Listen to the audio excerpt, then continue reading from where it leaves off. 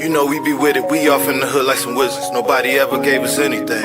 Meant something from nothing, just like magicians. Gotta relearn everything. Just to remember that I was forgetting. Just to remember that we had a vision. Did it all, don't know how I did it. Time to go start season to go and you know those crystal truths. Let them know we in here, yeah, we in the building. Start season to go and you know those crystal children. Back up in the matrix, yeah, we on the mission. Start season to go and you know those crystal children. Let them know we in here, yeah, we in the building. Start season to go and you know those crystal children. Back up in the matrix, yeah, we on the mission. Off on the mission, you know how it goes. Off in the system, they turn up their nose. They took all the soil, but they didn't know. Through the concrete, you see the roads. Eyes ain't open, don't mean I ain't woke. Ain't got no cash, don't mean that I'm broke.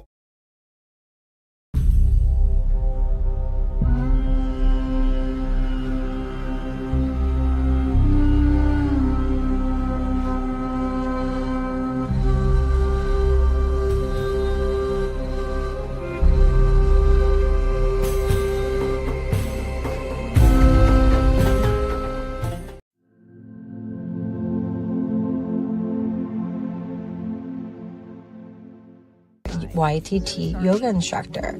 I've dedicated my journey to guiding others through deep transformations through shadow work. All right, so let's go ahead and start by taking a deep breath. Always the number of change. So let's see what alligator spirit has to say with the medicine cards.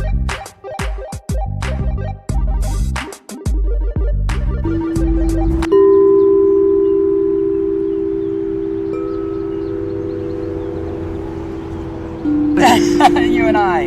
How are you? I'd hug you, but I can't get down that low. That's okay. This is a cool little setup. Yeah, how are you? I'm good. You guys She was like, look, there's that guy playing the things. It's because it's just giving you downloads based off of other people's perceptions of how your ego, and remember, your ego isn't separate from you. Your ego is your taxi driver. This meditation is intentionally made to help us drop our bags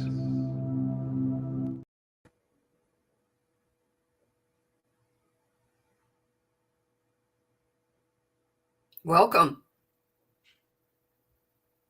Welcome to a deep dive. Ascending beyond limitations with the raw materials in the Law of One. It's a deep dive into the universe called you. Called you. You get to say I am, an affirmation. I am the universe called, and say your name.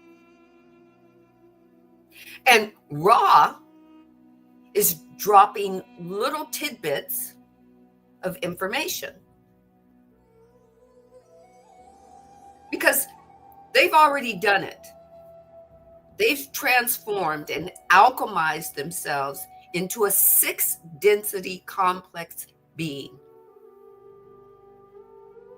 They've alchemized into wholeness.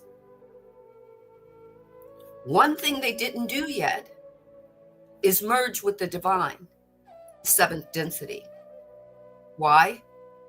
Because they wanted to stick around and watch over us. Not to mess with our free will, not to change our DNA unless we want our DNA changed, which, by the way, DNA is meant to transform. It's meant to alchemize. It's meant to go to the next stage. That's what we were created for. Take what resonates, leave what doesn't. You don't have to believe anything. But if you're here, you've come to listen. Then you either decide one or two things. Either you're going to make judgment of it And to that I say, thank you for joining us. There is another platform that you can go to where you don't have to waste the energy of judgment. You can be right in the place of discernment, wherever that is that you want to be.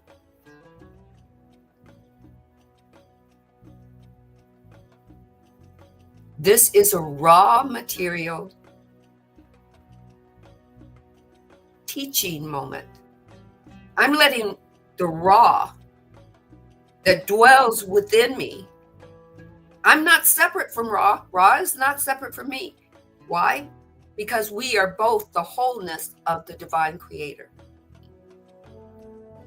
just in different forms.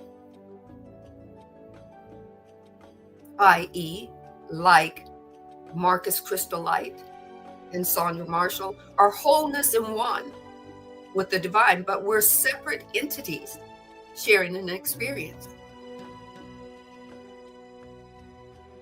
So if you're along for the ride, buckle up your seatbelts. Matter of fact, don't even worry about buckling up the seatbelts. Let them off.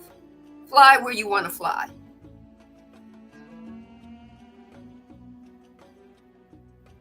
You're in for a ride. Over to you, Marcus.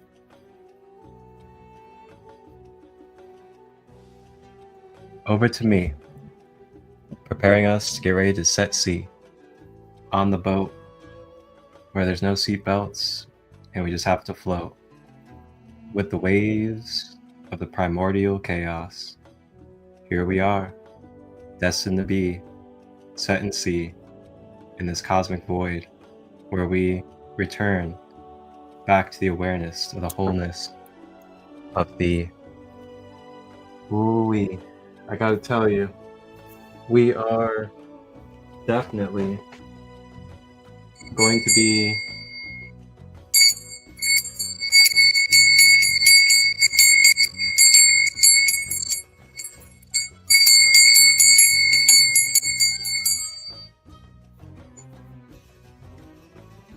breathing in the pureness of our golden divinity, the golden rays of Ra, and the wonderful divine messages that we are to take today. May they fill our cups and cleanse of anything that is necessary, and may we allow ourselves to feel the open, unconditional love and support of this space and this episode. And I just want to give you guys my love, my light. And before we begin on this journey through the passage of book 3, I'm going to rewind this back in time a little bit to last week so that we can kind of revisit where we left off on book 3. Because I got to say, there were some very, very juicy nuggets that we went over last week. And I'm really looking forward to picking up on it. Yeah, we in the building. Star season to go in. Know those crystal children. Back up in the mix. Staying with the breath.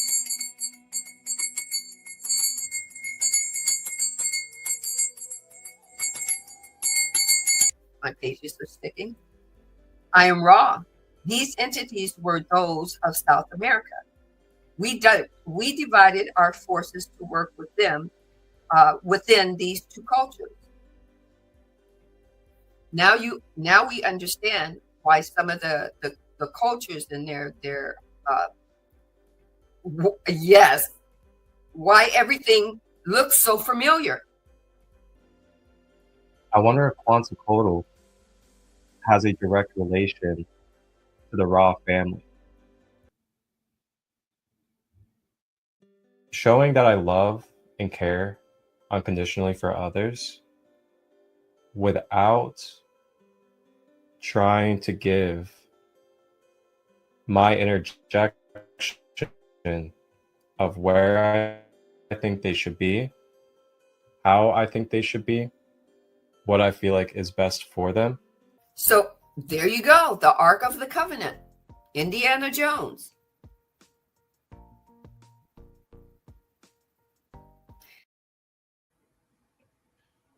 Yes. What a exciting and jam-packed episode we had last week, talking about the connection between the different temples and pyramids of Africa and Central and South America, and then learning about how Ra dispersed his confederation and his beings into those different areas to spread the knowledge of the universe into those areas, which kind of explain why they're interconnected, why their grid points are connected together, and things of that nature. So that was really cool to find out about. And then also, the Ark of the Covenant conversation coming up and connecting it with Indiana Jones. And it was really cool because that Indiana Jones reference ended up allowing me and my father to have a nice time together watching the newest Indiana Jones, which is the one about time travel. And Yes. wow, that was a really cool one to watch. So I'm really grateful for just the fun, but also, very sacred and unlocking knowledge that gets delivered in these episodes that can bring us to these connections, such as watching Indiana Jones, but not just watching it, but watching it from a whole new perspective where you're trying to see different things. So with that being said, I'm gonna hand it back to Sandee so we can keep flowing and continue on book 3. All right. I want to welcome in B Toma 111 on my Instagram channel, and I'm in Trap, and on Marcus's YouTube or Facebook. Welcome, Danica Ray. Welcome in. And yes, we found out that Indiana Jones has been, not only has he been dealing in artifacts, every time he goes out to get artifacts and bring them back for his museum or whatnot, he's bumping up against the story of quantumness. The writers, that is, not the actors, very, very good. But the writers are dropping nuggets from wherever they're getting their downloads, and they're putting it into their scripts, so that we can get the information. But we've been told for so long, well, let's put it this way. First, they wanted you to be inundated with TV so that you didn't think about life, living it. You didn't think or would be able to realize that you're the creator of your life. You just kind of go with whatever flow whoever they were that was putting out their energy for their highest and greatest good, not necessarily for yours. Then they noticed that people were getting information that was for their highest and greatest good. Not the all, but the few. So then they started saying, TV is the boob tube. Keep your kids away from it. So now they've got to keep you away from it. And whoever your label of they are, mine is just society, whoever they may be, whatever hierarchy they may be, right? They're trying to keep themselves awake and in whatever money or status or control, and keep you asleep to the information. Guess what? The divine said, let that be so, because that's part of us choosing a path. But then one day, you wake up again. The writers start writing this information that all of a sudden starts awakening you in certain parts of you, because there are so many parts to you that require being awake. That your higher being starts recalling. Now it's droplets in everything, even in what people call secular music versus Christian music, or spiritual music. Vibration is in everything. The divine does not have one proper channel to communicate to you in. The divine says, as long as you keep making channels for you to communicate to each other, I can communicate to you. Whether it's song bowls or a bass guitar, the divine will communicate to you in it. So let's get back to the chakras that Ra was talking about. Energy, whether it's in your chakras or whether you're using a pyramid-shaped gem, there's energy. All right, let's get started. For those who are following along, there's the pyramid. Energy is there, and energy is inside of you. Energy is talking to itself continuously. Energy never stops talking. It never stops vibrating. It never stops moving. It never stops wanting to create for you, through you, as you. Right? So, before we begin, the divine wants me to read from Lori Ladd's book. It's called The Divine Design. And remember, I'm not telling you to go out and buy this book. The divine just wants to share a moment. It's called, the mini chapter is called Anchoring into Lower Dimensional Fields. The fifth pivotal reason for the fall of the anchoring of physical form into lower dimensional fields. And this is a channel book through Lori Ladd from the Divine Creator. It talks about the creation of all that is and all that is not into form.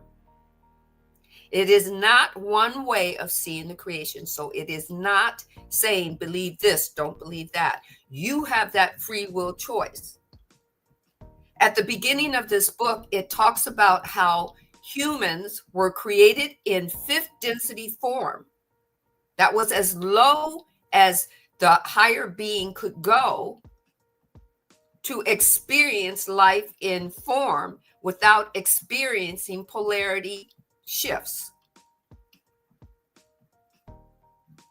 And then one day, the higher beings felt that when they went lower from fifth density to fourth density to even a third density, even in the polarity, they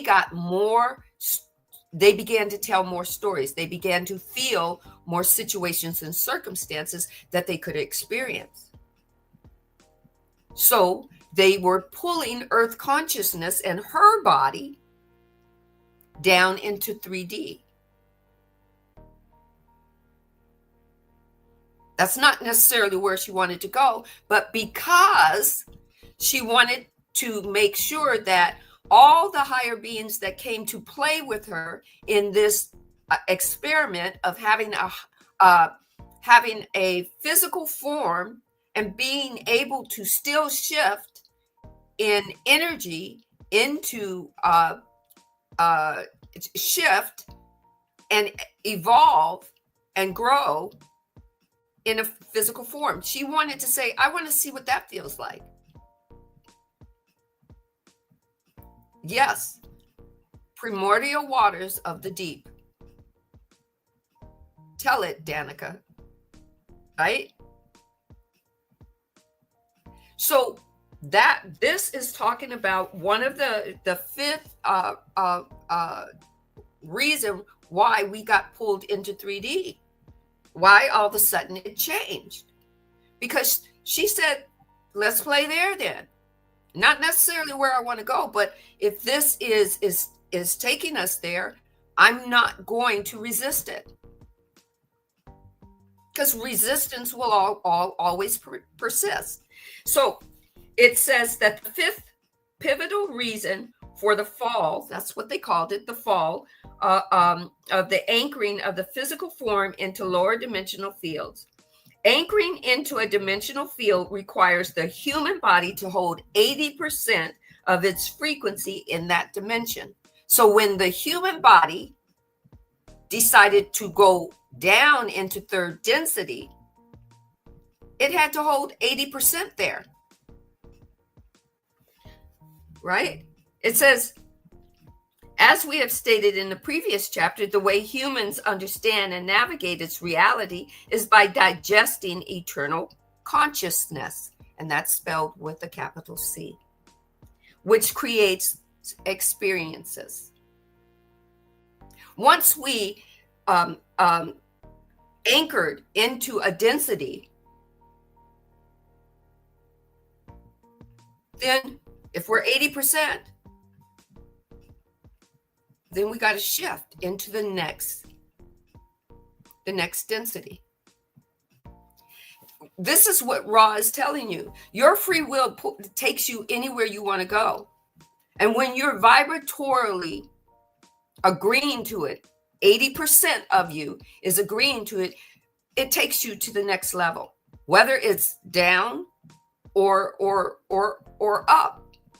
The only difference now is that Earth consciousness is in, at least in her 5D consciousness, anchored into it. Probably my divine is telling me with higher than 5D, but we haven't caught up with it yet, but that's okay, we will.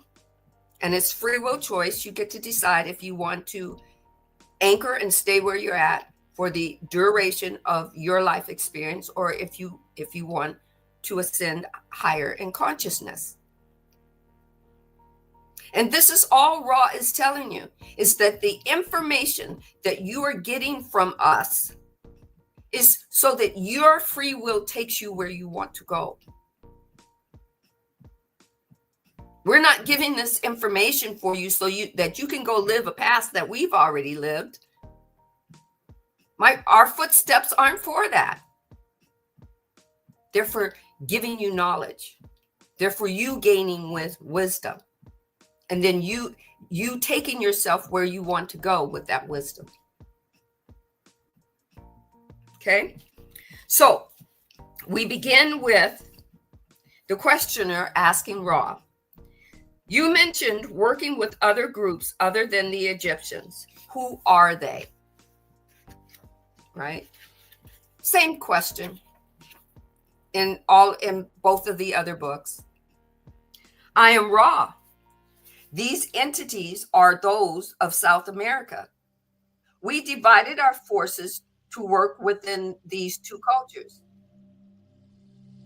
Wow. The divine had me put this back again so those who are here today get to listen to it again. We're going to start there. I'm going to keep going, even though I read this last week. Questioner says, the pyramid shapes then, as I understand it, was deemed by your social memory complex to be at that time of paramount importance as the physical training aid for spiritual development. At this particular time in the evolution of our planet, it seems that you place little or no emphasis on this shape. Is this correct? I am Ra. This is correct. It is our honor/duty to attempt to remove this distortion that the use of this shape has caused in the thinking of your people and in the activity of some of your entities. We do not deny that such shapes are efficacious. I'm not sure if I'm EFFICACIOUS. I have never used that word in a sentence. So maybe Marcus can look that word up and give us the definition of it. EFFICACIOUS. Nor do we hold or withhold the general gist of this efficacy. However, we wish to offer our understanding, limited though it is, that contrary to our native belief many thousands of your years ago, the optimum shape for initiation does not exist. Let us explain upon this point. When we were aided by 6 density entities during our own 3rd density experience, we, beings less bellicose in the extreme, found this teaching to be of help. In our naivety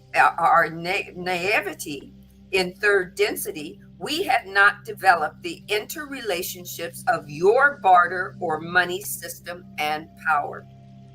We were, in fact, more philosophical 3rd density planet than your own. Our choice of polarity were much more centered about that. We say understanding of sexual energy transfers and the appropriate relationships between self and other self. We spent much larger portions of our space-time working with the unmanifested being. In this less complex atmosphere, it was quite instructive to have this learn teaching device, and we benefited without the distortion we found occurring among your people. We have recorded these differences meticulously in the great record of creation, that such naivety shall not be necessary again. At this space-time, we may best serve you, we believe, by stating that the pyramid for meditation, along with other rounded and arched and pointed circular shapes, is of help to you.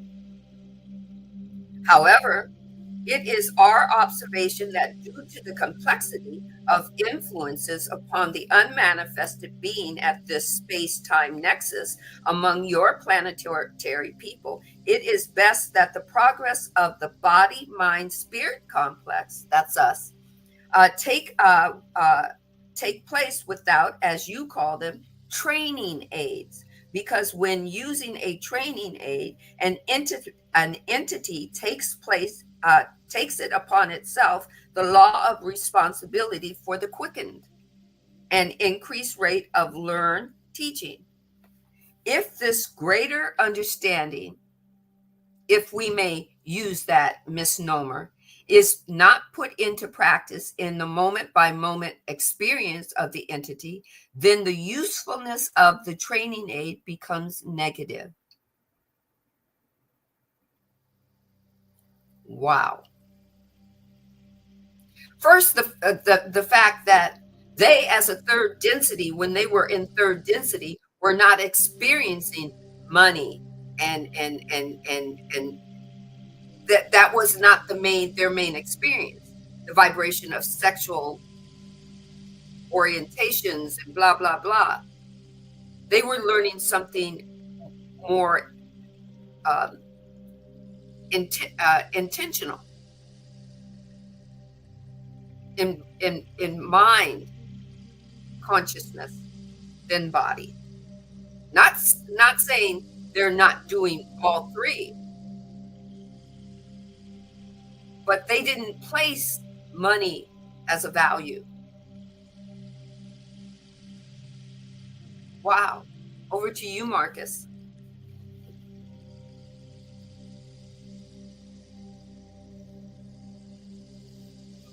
Over to me. Here we are.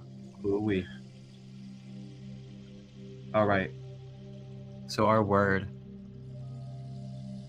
efficacy or efficacy, however you want to say it, we have a couple of different ways that you can translate it, and that is either in the way that Queen Rhonda said, which is to believe in oneself or self-confidence. And then there's also the definition of basically the action, as in the outer action of being able to have the power or the will to fulfill or succeed a desired result. So that is what that word means. So basically, having the will, having the confidence, and the ability for you or something to be successful and to be productive in achieving the goal.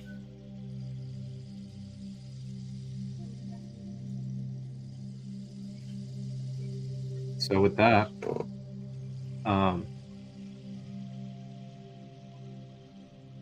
I'd like to invite us to a clearing, and this clearing is going to be a clearing to remove some obstacles.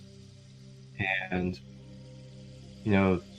the guide that I channeled today was Ra, and Ra was my guide for my Ra rising codes.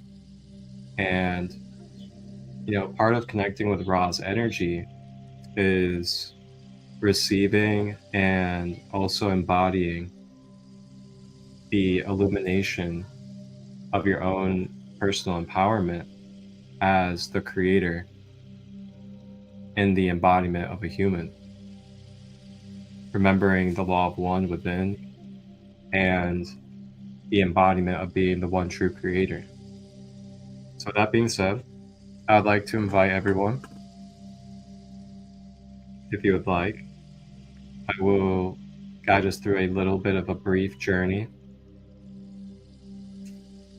And before we dive into this journey, I'll actually give everybody a moment, maybe just like a minute or two.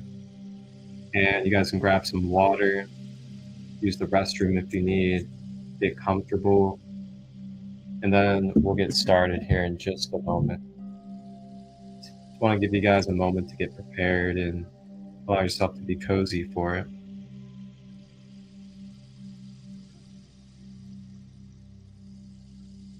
And while you guys are getting comfortable, I'm going to go ahead and grab a singing bowl for us so we can have a little bit of a singing bowl therapy.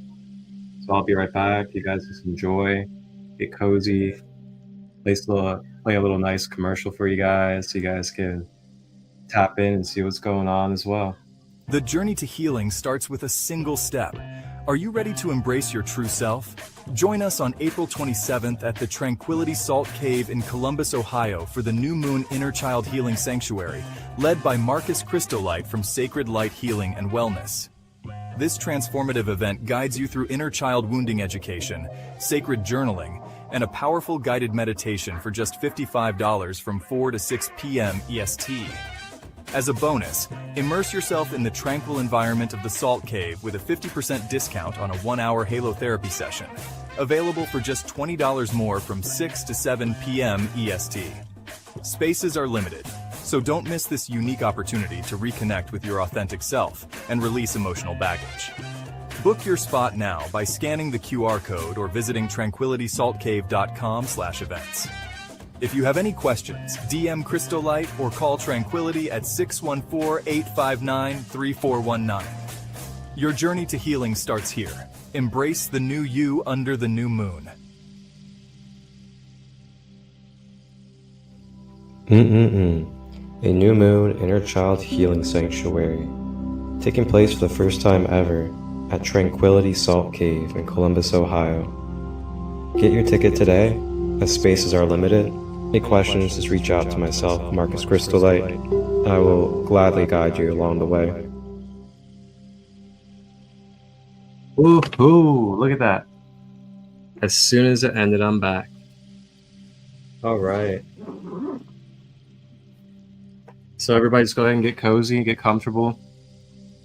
I'll play a little bit of sound therapy for us for just a moment.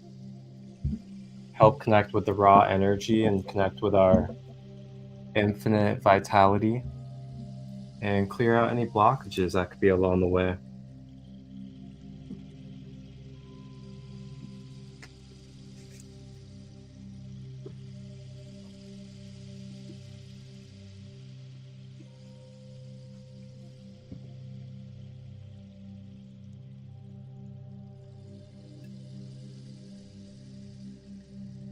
Right. I So we love have the that. heart chakra. Danica. What did she say? Danica said, honoring the selves. many selves within the one. Yeah. I love it, man. I love your guys' comments. You guys always have just such beautiful wisdom and words to share. All right, guys. So go ahead and get cozy. I got my heart chakra bowl here. We're just gonna open up the heart a little bit, clear some blockages. And I just, as always, want to remind you to focus on breathing and consciously breathe through the body.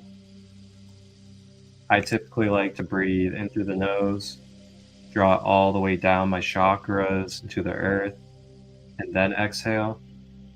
Or you may breathe in through the nose, draw in through the chakra, and then exhale. However you guys feel natural to you. So there's just some options for you. And then have your back as straight as you can, supporting your spine if you're sitting up. Then relaxing your shoulders, softening the body, relaxing the jaw, make sure we're not clenching our teeth, our fingers, our toes. Just really relaxing, focusing on the breath.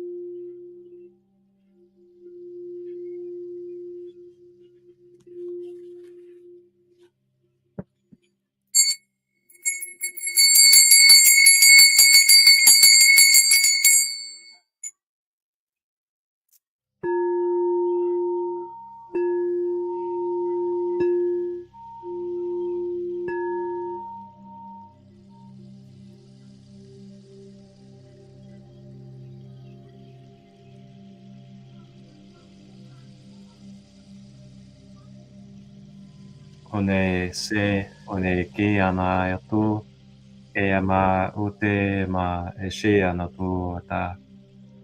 E me a kua te, e me a tu, e me a ta, uia shi a ti ki ana tu, i ama kuta, i ana ki a kua ta, i ama kuta ti umai.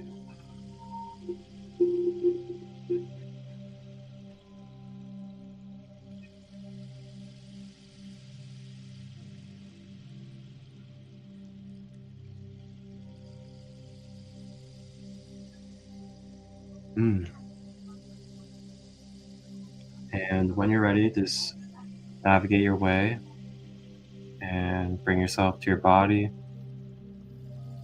and come forward and feel this renewed energy. Thank you to all of you. Thank you to Ra, Ashe. Ashe. Maluku ate shal sukuan. Kiana ona kiki se u akaye. Maluku ane e se sudua. Shino tutu e na e se lua lemne. Shudoku ujala ni ki la o. so soliki te ujene te ki tona kia. Palakia sena kia no ta ia namba te shu uchahala kia na. Shona ha ne no toku u ta ia. Shot palakia. Maluku ucha na kia na share sholoku ucha na here. Sholoku a ne here. Malaka na here ne tu a. Kia no da here says so anda.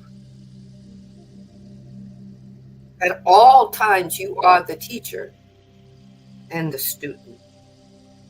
At all times you are the unconditional love and the polarity of anything other than that. I feel this through you. I know you through this. You are not just one thing or another.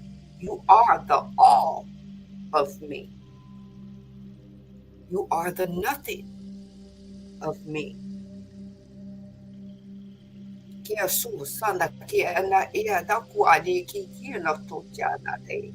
I rise through you and you evolve through me.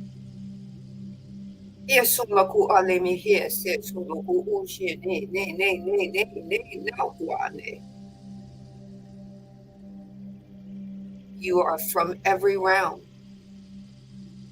that I am. You have nothing behind when you came here. You brought everything with you that you need to know. I am not holding anything back from you. Open. Deshe. And dive.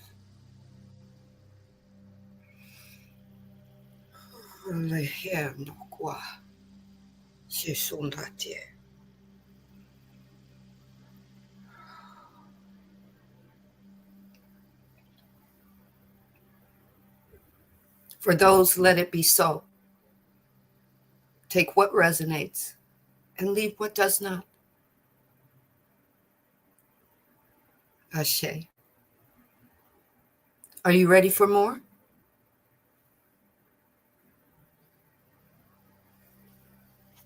The questioner says, thank you. I don't know if this question will result in any useful information, but I feel that I must ask it.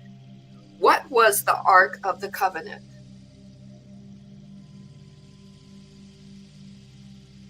Wow. The divine wants us to hear this again. I am Ra. The Ark of the Covenant was the place wherein those things most holy, according to the understanding of the one called Moses, were placed.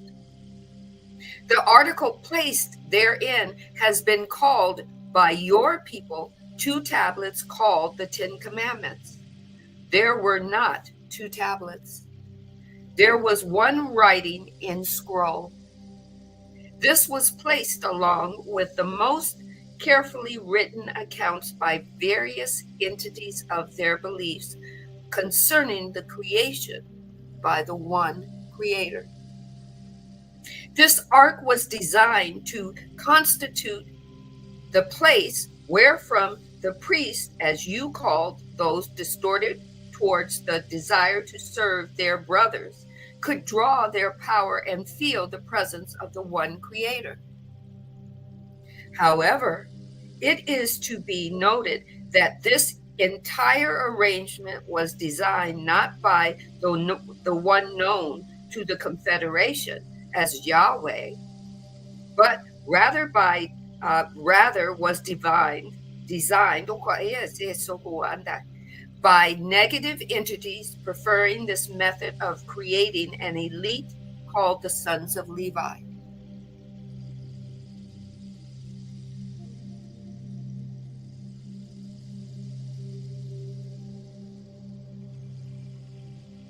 The questioner says, was this device for communication then? You also said that they drew power from it. What sort of power? How did this work? Inquiring minds want to know. The Sons of Levi, Levi. Ross says, this was charged by means of the materials with which it was built, being given an electromagnetic field. It became an object of power in this way. And to those whose faith became that untarnished by unrighteousness or separation, this power designed for negativity became positive and is so. To those truly in harmony with the experience of service to this day. Thus, the negative forces were partially successful, but the positively oriented Moses, as this entity was called, gave to your planet or planetary people the possibility of a path to the one infinite creator, which is completely positive. This is in common with each of your orthodox religious systems, which have all become somewhat mixed in orientation, yet offer a pure path to the one creator, which is seen by the pure seeker. Now I understand why the divine is giving us more information. It's no matter what a negative entity uses as negative polarity, the seeker that is seeking positive can always find the positive within it.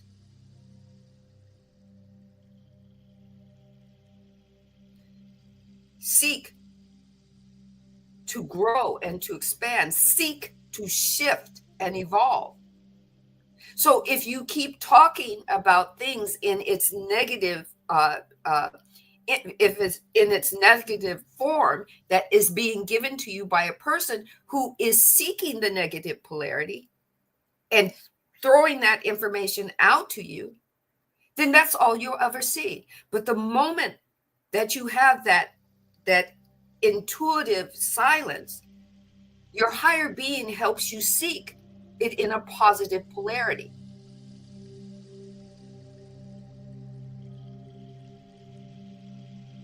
Take what resonates, leave what doesn't. The questioner says, where is the Ark of the Covenant now? This is where we left off. Where is it located?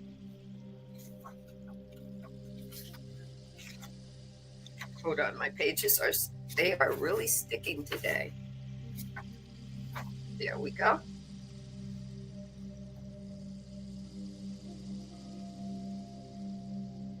I believe this information is in the first for Imani. That this information is in the Old Testament. I'm not privy to all of the Bible. I grew and expanded from that. Bible was not my area of expertise. But if you look up Moses in the Bible and look up where you can find his journey, then you can probably correlate what Ra is telling you about this. Yes, Lady Casso on my Instagram, she says, eyes to see and ears to hear. And I'd like to take that one step further. This is not just a third eye for internal sight, your spiritual sight, but it's also what you can hear. It gives you a pathway to your internal hearing. What you actually hear when people are talking to you, when they're presenting themselves, even though they're presenting themselves in a negative connotation, you get to ask, well, what can I find from this that will be for my highest and greatest good? How do I transform this? How do I see the positiveness in it and transform it and alchemize it for my highest and greatest good? Ra says, we refrain from answering this query due to the fact that it does not still exist and is not that which we would infringe upon your people by locating. So Ra is saying you can believe it still exists, and therefore your belief will be empowered with energy that it exists somewhere. You just can't find it.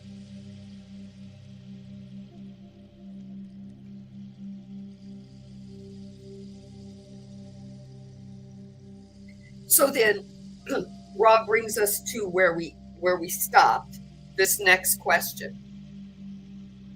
So now Ra has brought us forward. I'm thanking Ra for that, right? The questioner says, in trying to understand the creative energy, it has occurred to me that I really don't understand why unusable heat is generated as our Earth moves from third to fourth density. Now remember, this book was written back, I believe, sometime in the 1970s. Okay? So shifting and expanding and evolving has still been occurred. So Earth consciousness is not in fourth density yet. But at the time that this book was channeled, that's where the author believes that Earth had shifted to.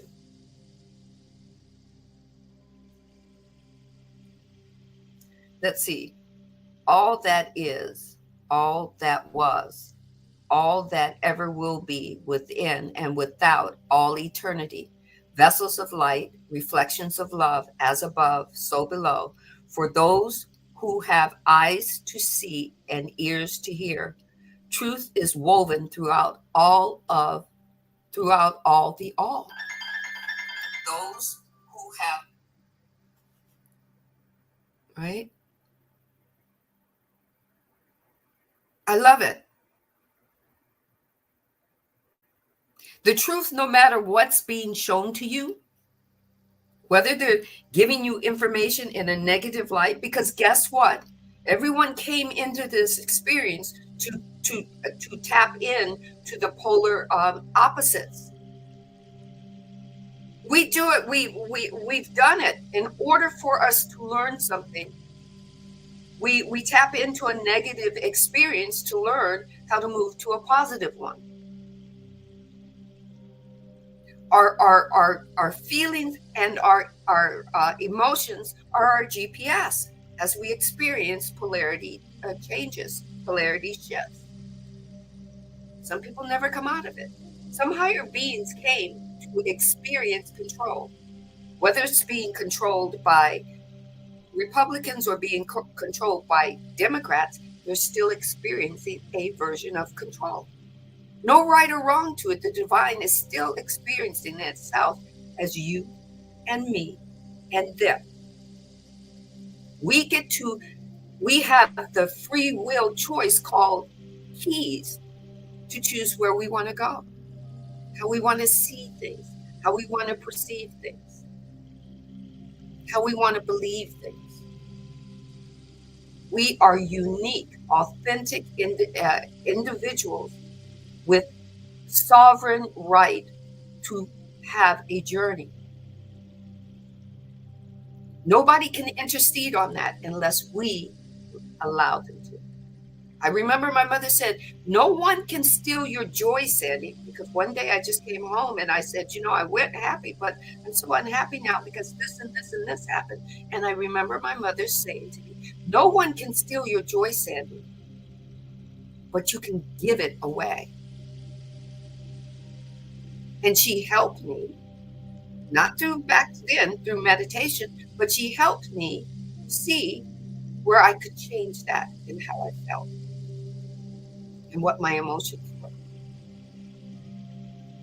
I have a sovereign right to enjoy my journey and my path, even if it's not for the highest and greatest good of someone else. But if I find out that that makes a difference in my life, then I'm going to change my journey, my path journey, to include how I can help them also grow. I'm going to be service to others. I'm going to service myself without making them, suffer.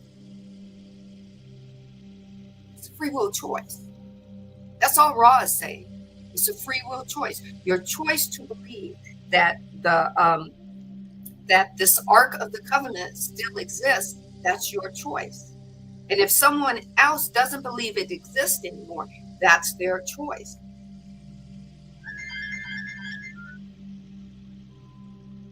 I'm sorry. I have people calling me about my dog. My dog was very sick this morning. I thought he was dying on me. So, Anyway, so Ross says, the concept of somewhat difficult to penetrate is your language. However, we shall attempt to speak on this subject. If an entity is not in harmony with its circumstances, it feels a burning within. The temperature of the physical vehicle does not yet rise, only the heat of the temperature or the tears, as we may describe this disharmony.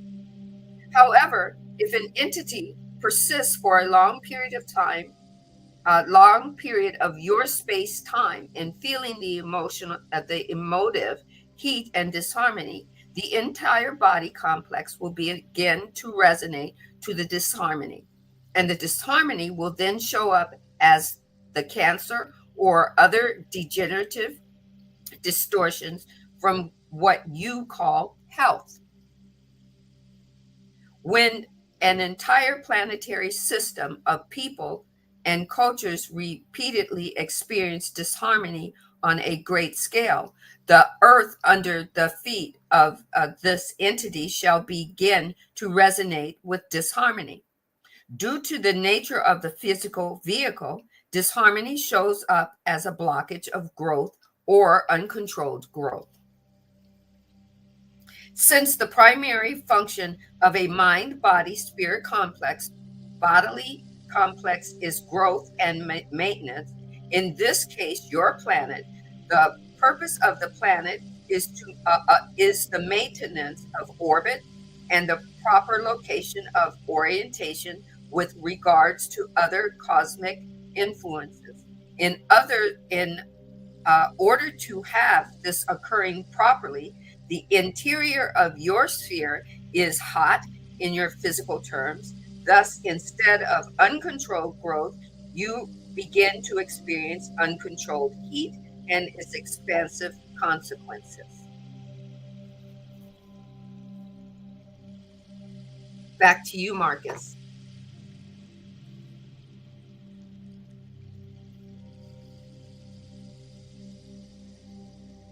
And Marcus,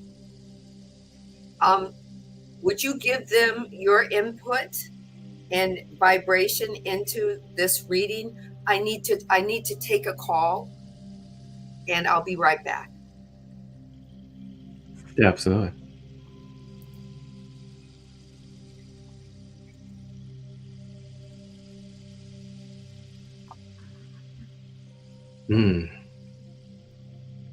Wow. So much to digest. And I want to go ahead and take a moment while we're here and pull a card for us. I'm gonna pull a collective card, see what we get.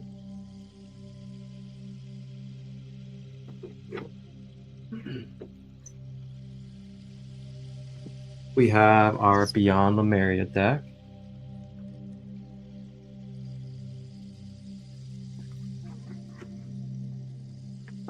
Clear the space.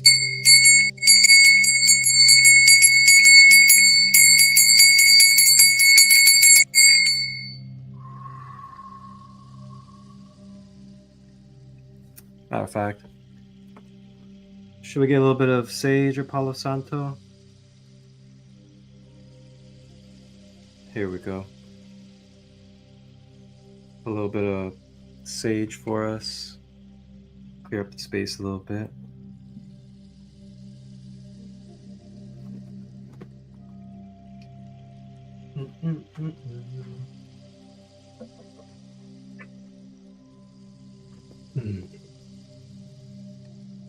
So the sage we have here, it's pretty cool. It's got flowers wrapped in it.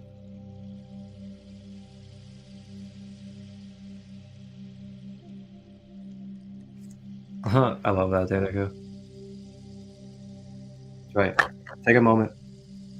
Pause. We're going to start taking some more pauses in between these sections of reading, because it really is some pretty deep things to process. And, you know, why not be patient and allow things to marinate, to allow things to process and download?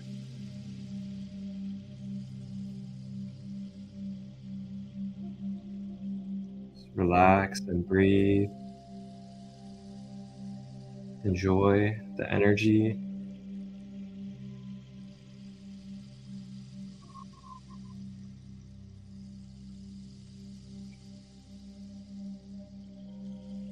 Drink some clean water, hydrate,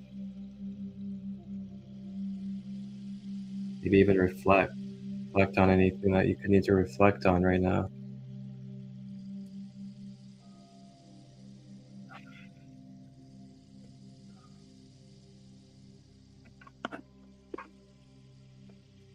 Sometimes we forget to breathe, you know. Just take deep breaths. No shallow breaths. So we're going to dive into the Lemuria deck. And we're going to go beyond Lemuria.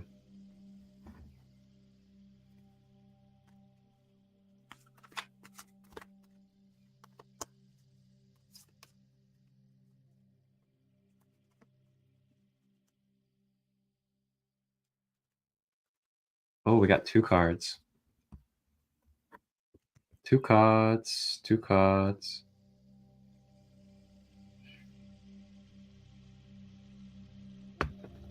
So the two cards we have is Shine Your Light. Shine Your Light, number 44. Shine your light unapologetically into this world, into your relationships, into your everyday life. You know, like, shine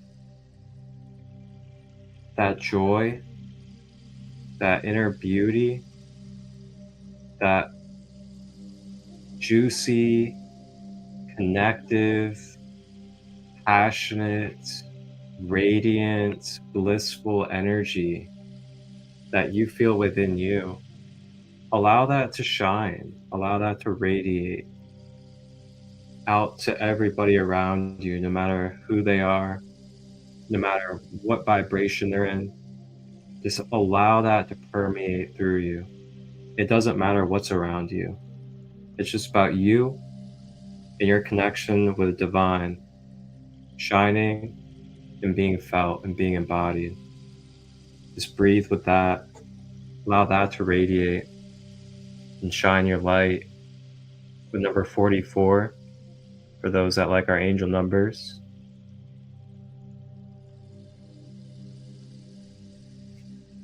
And then with that, you're going to inspire others.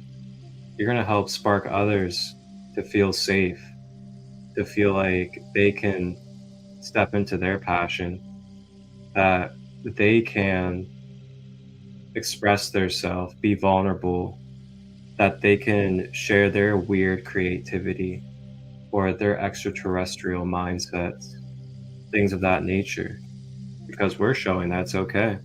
It's normal to be multidimensional, normal to be weird, to think outside the box, create things that you don't see in this world yet. What we're here for. And then our second card, we got healing. Number 30, healing. So we're just, we're rebalancing and recalibrating our systems, our chakras, our mind, body, emotion complex.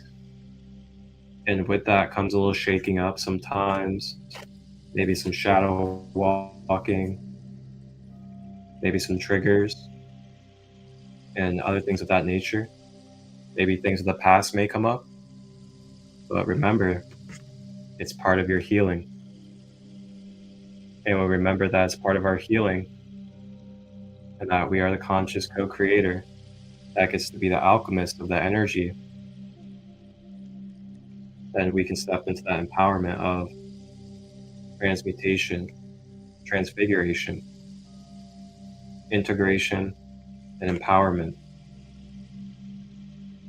So part of standing in your shine and shining in your light, that's going to help you through your healing process, while also building connection as well as community, while continuing to rise and heal in your process. That's what we got for you guys. Sandee's back, so I'm going to go ahead and hand it back over. One love.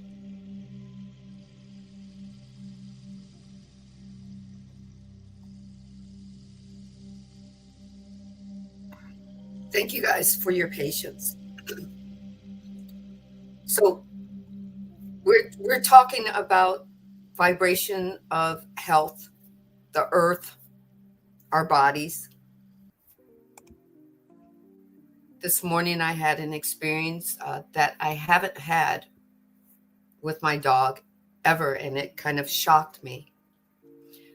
But the first thing I did was I experienced the sadness over my dog having having what experience he was having. He couldn't move his front legs. They were hard for him to walk.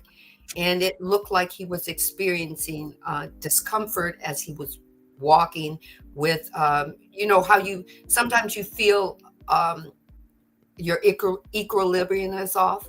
That's what he was reflecting to me. But the divine within me came out, and immediately I started speaking in my light language. I started putting my vibrational energy on his. He has vibrational energy. We shared a moment. He's laying down resting right now, but we're watching him, you know, and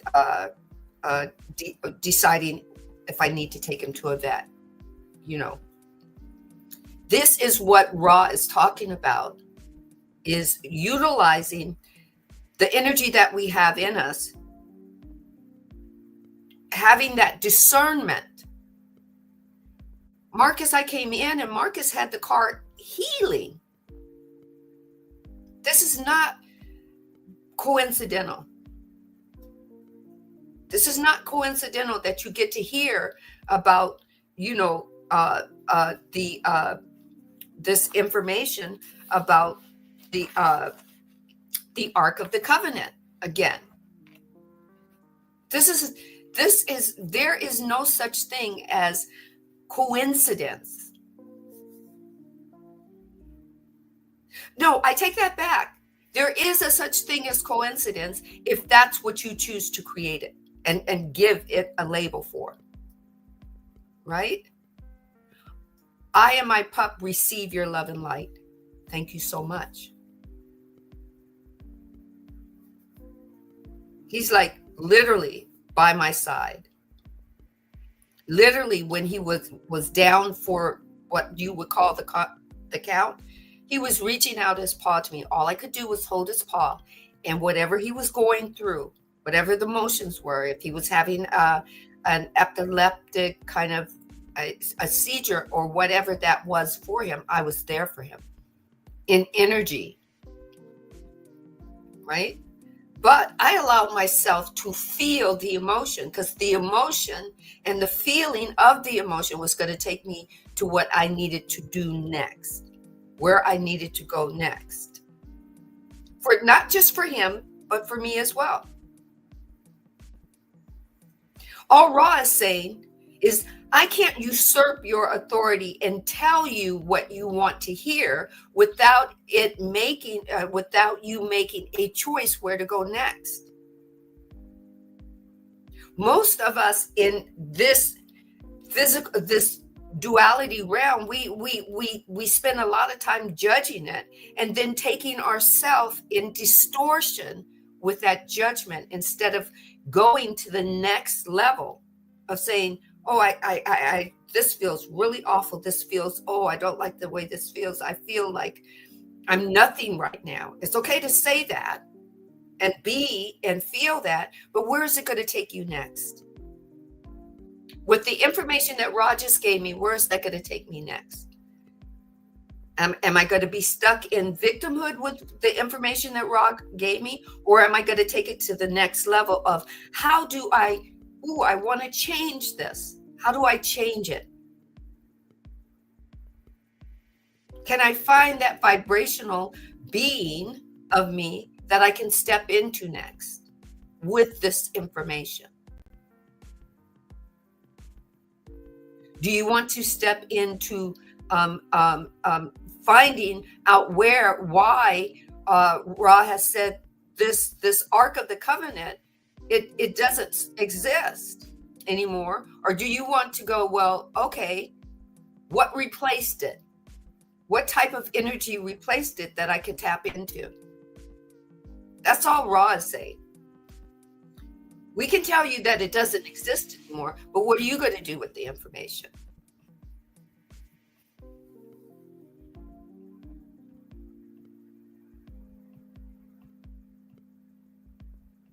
Right? So let's keep going. The questioner says, is the earth solid all the way through from one side to the other? Fair question. We've been told by our scientists what the earth looks like on the inside. Their hypothesis, their analysis.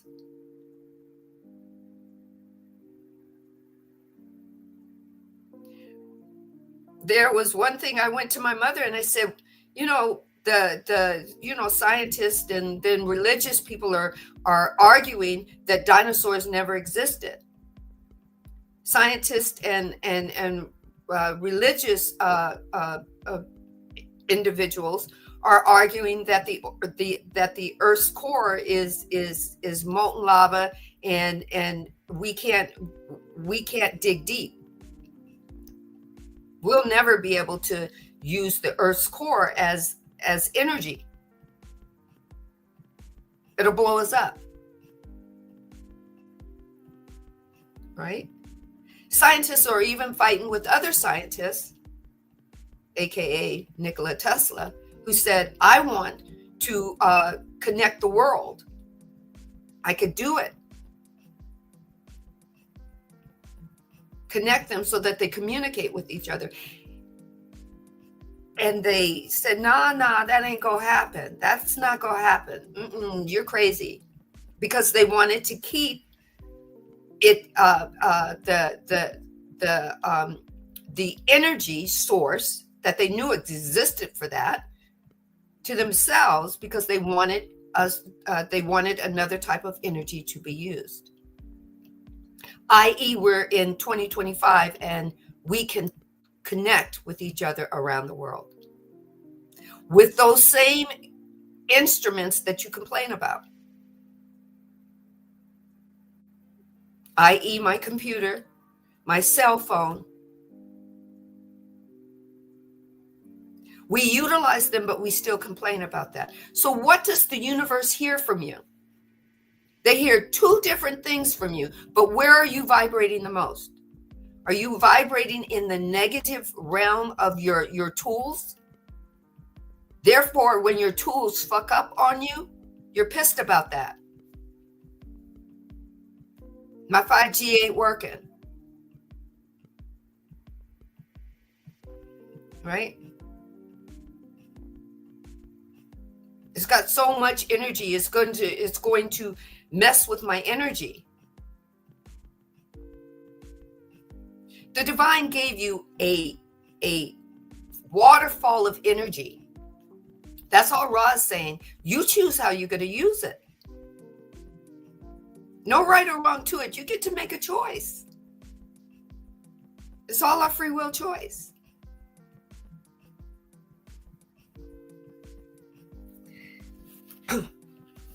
So Ra says, I am Ra. You may say that your sphere is a honeycomb nature. The center is, however, solid, if you would so call that which is molten. If you call molten solid, let it be so. That's all Ra is saying. The questioner says, are there third density entities living in the honeycomb areas? Is this correct? Are you ready for Ra's answer? Hold yourself back. Hold yourself down. This was at one time correct. Holy moly, Batman. Then that means that the movies that I watched, Journey to the Center of the Earth. Now, I watched it in reruns, okay, in the 60s when they did it I think they did it in 1958, black and white Journey to the Center of the Earth. And they were talking about the Earth had another Earth within it, with another sky, with air, with water, with people, entities. Now, do you want to let yourself go and rise up with that information? I'm saying, shit. That is it. Right? This was not correct at this is not correct at this present space time. But there was.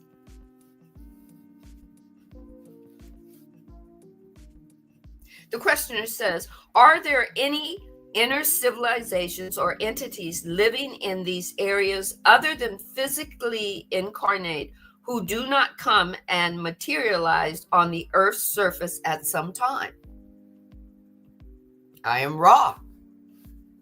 As we have noted, there are some which do as you say. Further, there are some inner plane entities of this planet which prefer to do some materializations into third density visible in these areas. Are you floating on your seat? Are you floating on your seat? I'm just saying, I got chills. They're multiplying. I'm just saying. Ra goes on to say, there are also bases, shall we say, in these areas of those from elsewhere, both positive and negative. There are abandoned cities. I got chills. They're multiplying. So they're talking about the ice wall that is housing entities on the other side of it. Why not? Both negative and positive. They're housing both negative and positive entities on the other side. Is it time for us to visit there? Maybe not. Do you think you're ready? I want to grow and expand, because maybe one day in my expansion, in my growth, in my my evolvement, in my moving from my fifth density consciousness, my sixth density consciousness, I'll be there and here both at the same time.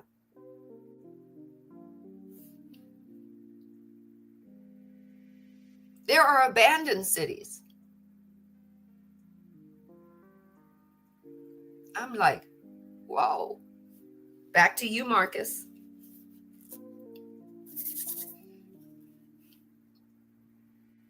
Back to me. Ooh, we. It is destined to be that us are free. Now I see right through me is the divine and holy. I shall always be who I am meant to be. Yes, yes, and Oh, man. yes. Right? I dreamt of the underground dwellings as a child, but there was no sun, only a red glow that gave light, and there was sadness that there was no access to the sun. It's very interesting. Is there anything that you wanted to expand upon further with that, Danica? What is your message that you are portraying through this here? I'm definitely intrigued. I'm definitely intrigued as well. You know, I've been very fascinated lately of just really accepting the whole contrast of life. And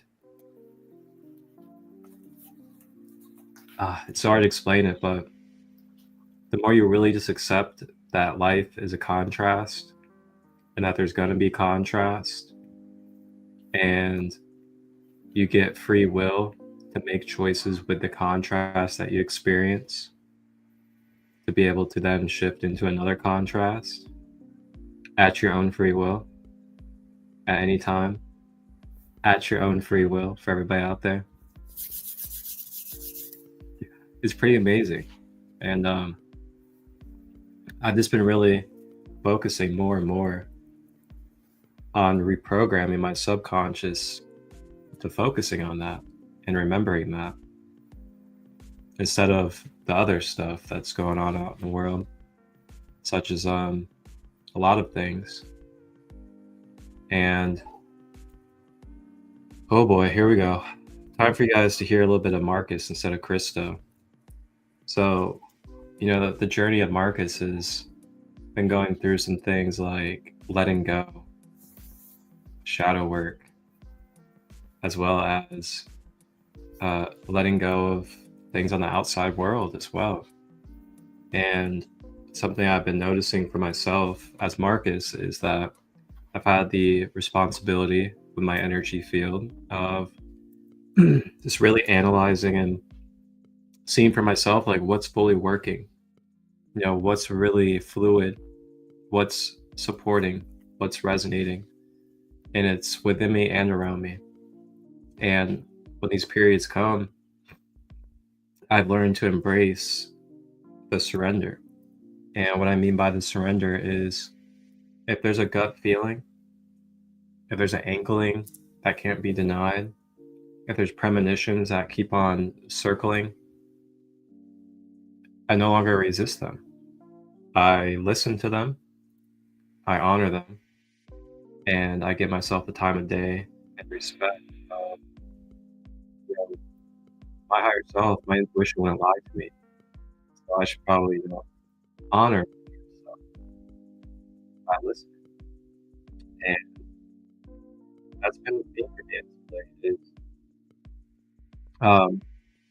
something else I'm learning to do, and I'm sure this is applicable for about anybody out there, is, you know, I've really been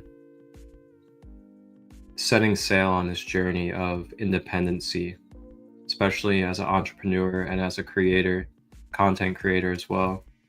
And for those of you that don't really know yet, 4 weeks ago, I started for the first time ever something that's kind of really revolutionary when it comes to broadcast networking.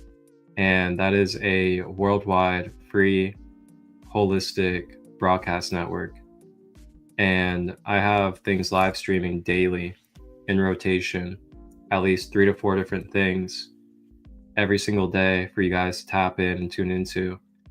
And, you know, it takes work, it takes effort, it takes energy, it takes dedication and love and time to make sure those things happen and happen fluidly and consistently as well.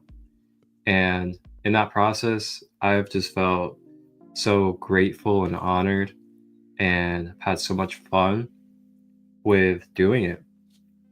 And, you know, the more that I've really honed in on the importance of being present, and not just present with myself, but present for this broadcast network, present for people like Sandee, present for all of you in the comments like Danica, my queen, Rhonda, over on the Instagram side. You know, I'm not sure if I'm pronouncing it right, but I'm in Trap.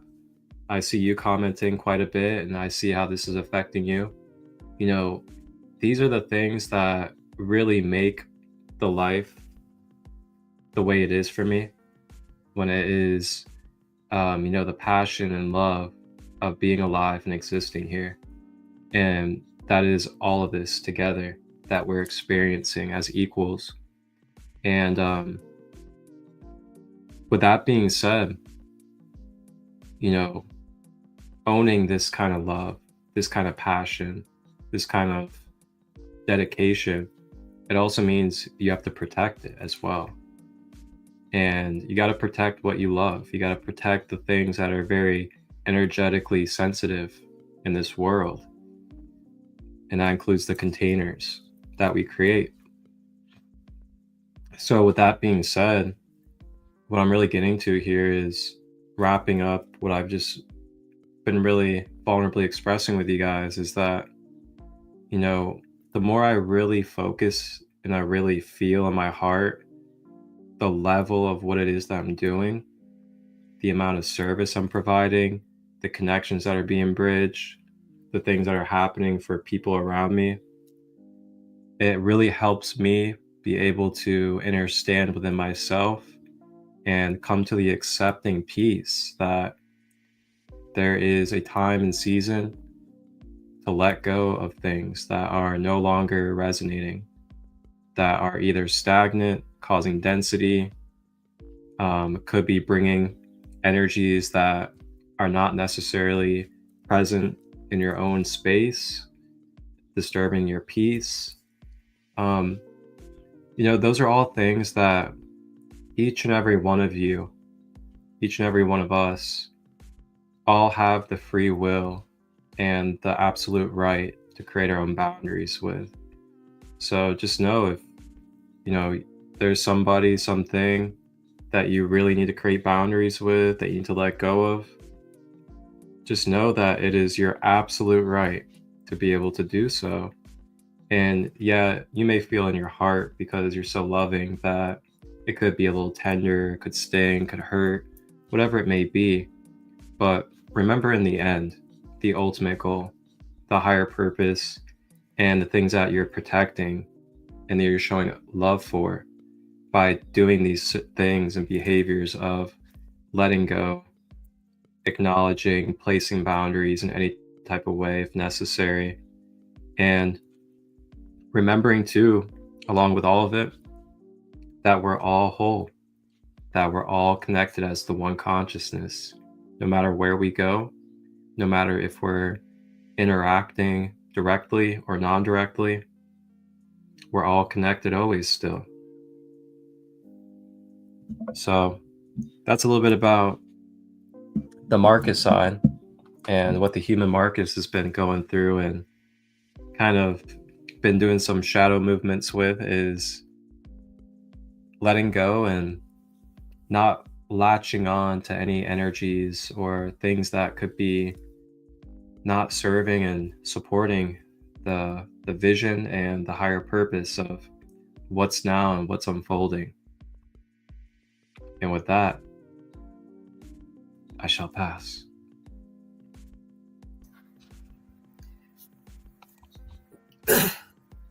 Baloku andekeshi, soloku utiena. With grace, we give to thee. With grace, we give to thee. You came in to this experience with love, with peace, with grace. You came into this experience as a sovereign being. You came into your body that was of a lower frequency and gave it light and love. It took a while, but now you're awakened to why you came. That's all any being, other being, that's in your story plays a part in. Whether it's a negative experience or a positive experience is totally up to you. It is meant to shift you, grow and expand you so that you can have another story. You came in as a sovereign being, which means no other being can infringe their story on yours. But maybe, possibly, they're not recalling that yet. They're just having a human experience. So it's up to you to know that you're sovereign. And if you're awake to your higher being, ask your higher being an internal question about why now? What am I learning from the situation or circumstance? What must I learn? If I came here to learn something, show me. It could be through the raw materials and law of one. It could be you having several different lives that you go to, getting information, filling in your puzzle, hoping that it makes sense to you. No right or wrong to it, because you get to choose what you learn for your highest and greatest good. You get to take it in, try it on for size, just like you would do if you went to Macy's and tried on a pair of pants or a dress. You try it on for size to see if it fit before you bought it. There is so many infinite possibilities to this duality. Ra is saying, dip your toe in it. See if it fits you. It's just like the story of the bears, and I think Little Red Riding Hood or something. No, not Little Red Riding Hood. I can't have it. The three bears, and they had a visitor. That's Little Red Riding Hood. Little Red Riding Hood. She came and she ate the porridge and she slept in the bed and she broke the chair, and she tried it on to see if any of that fit her. It wasn't a place for her because the bears belonged there. That was their vibration. They were in the story, but they were telling the story from two different perceptions. The perception of the bear and the perception of Little Red Riding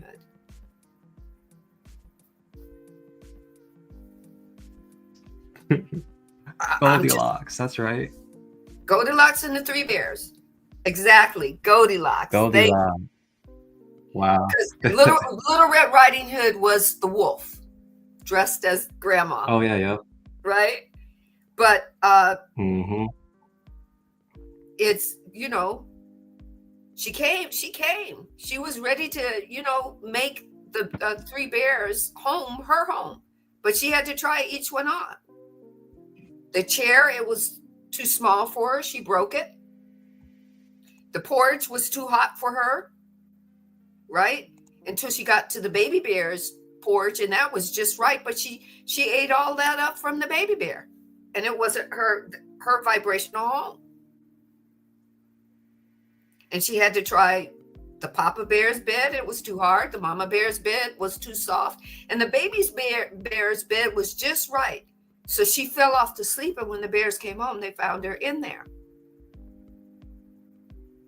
Right? Two different vibrational stories. Because the Papa Bear said, oh, somebody's been sitting in my chair. I can feel the vibration is different. Mama Bear said, somebody's been sitting in my chair too. I feel the vibration is different.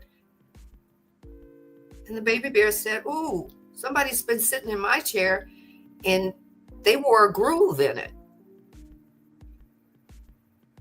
Right?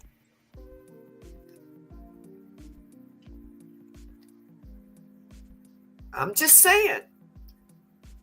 All these stories, matter of fact, read children's story books a little bit better. The divine is communicating with us.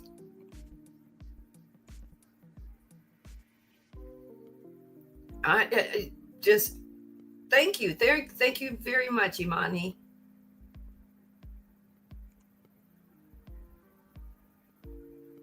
There we go. Goldilocks and the Three Bears. Goldilocks. Goldilocks. Right? But matter of fact, go watch some of Walt Disney's or movies with their interpretation of the stories that the children's stories. I'm going to tell you, there's so much hidden nuggets in there. And you hear people say, "Oh, Walt Disney, they're not really there. They show the distorted version." But Walt Disney has never shown any version but a version from his perception of what he perceives that story means. For him, it's not distorted. For you, it might be. Watch it and find out. I never go to a movie that, or my, I have a friend of mine who says, "Oh, I listened to the person give their thought pattern of what the movie was about." She goes and she listens to these people. They go to the movie and then they write what their perception is, and then she decides if she wants to go to it. And I say, no, I just go to the movie. I interpret whether I like it or not. Yeah. What it's going to bring to me for my highest and greatest good. Now, somebody else that I know can go to that and have a wholly different interpretation of that, and think that the movie just stank and it didn't make sense to them or anything.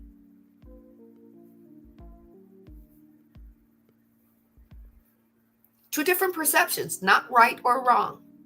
Like Ross says, not right or wrong. It is at that moment for those two different people, it just is. Capital I, capital S, put the parentheses around it.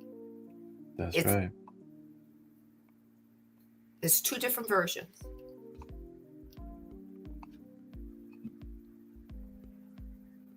So with the Ark of the Covenant, as we just jump right back there, that's why Ra said, at this time, we're just going to let you know it's not there anymore, but you take what resonates and leave what doesn't. Because in the religious vibration of that knowing, the Ark of the Covenant existed. It's being hidden from them now. And that just is their story. No right or wrong.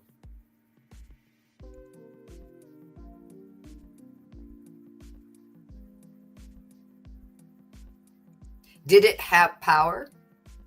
At that time, it did. It had whatever power man wanted or woman wanted to believe it had, whether it was positive or negative. Why? It contained energy that wanted to serve. In whatever vibration those people of that time we're vibrating as. Yes, Imani, reviews, the people who get paid to give reviews on the different movies and plays and whatnot. And of course, they're going to put their personal perspective on it, because they're telling you whether they liked it or not, whether it was good or not, whether they believe, it's going to be, what its rating is going to be.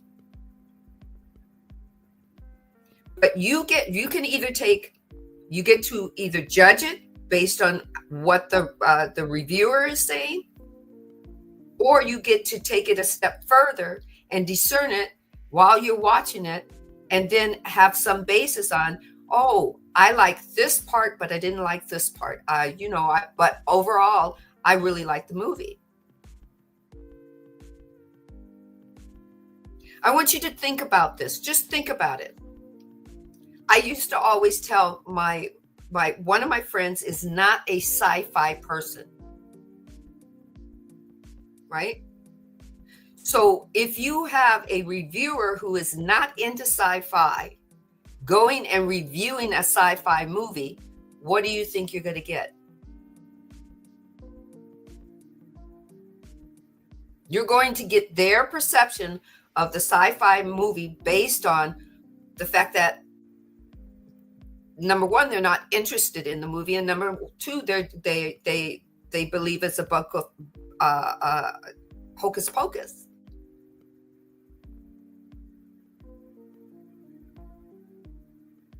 Me, I'm going to go, well, I'm into sci-fi. I'm going to go watch the movie and make my own judgment call. Now, take me. I'm not a lovey-dovey person as far as movies are concerned. I don't really go and get into love stories. I'm not into that. So I cannot judge the movie. I can say, I can watch it and go, there were parts that like I understood, or I got a little message from it, but I'm not going to give my opinion so somebody else can base their opinion on whether they should go and watch a movie that they might like. Why? Because there's always two versions to perception. And all Ra wants you to understand is that your free will allows you to dive into a version for your highest and greatest good, even if it doesn't track with someone else. Take what resonates, leave what doesn't.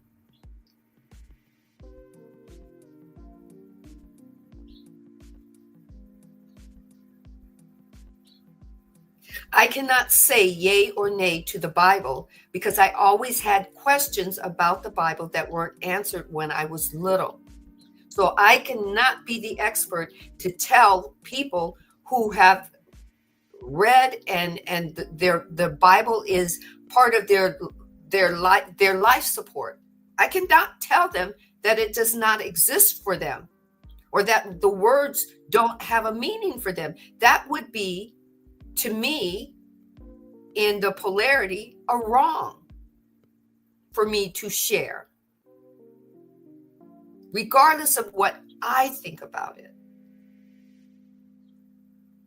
But I've left myself open to go, now I understand the Ark of the Covenant better, because now they're speaking my language of energy. Ooh, that makes so much sense that they would have that back then, because that is how the divine was speaking to them back then.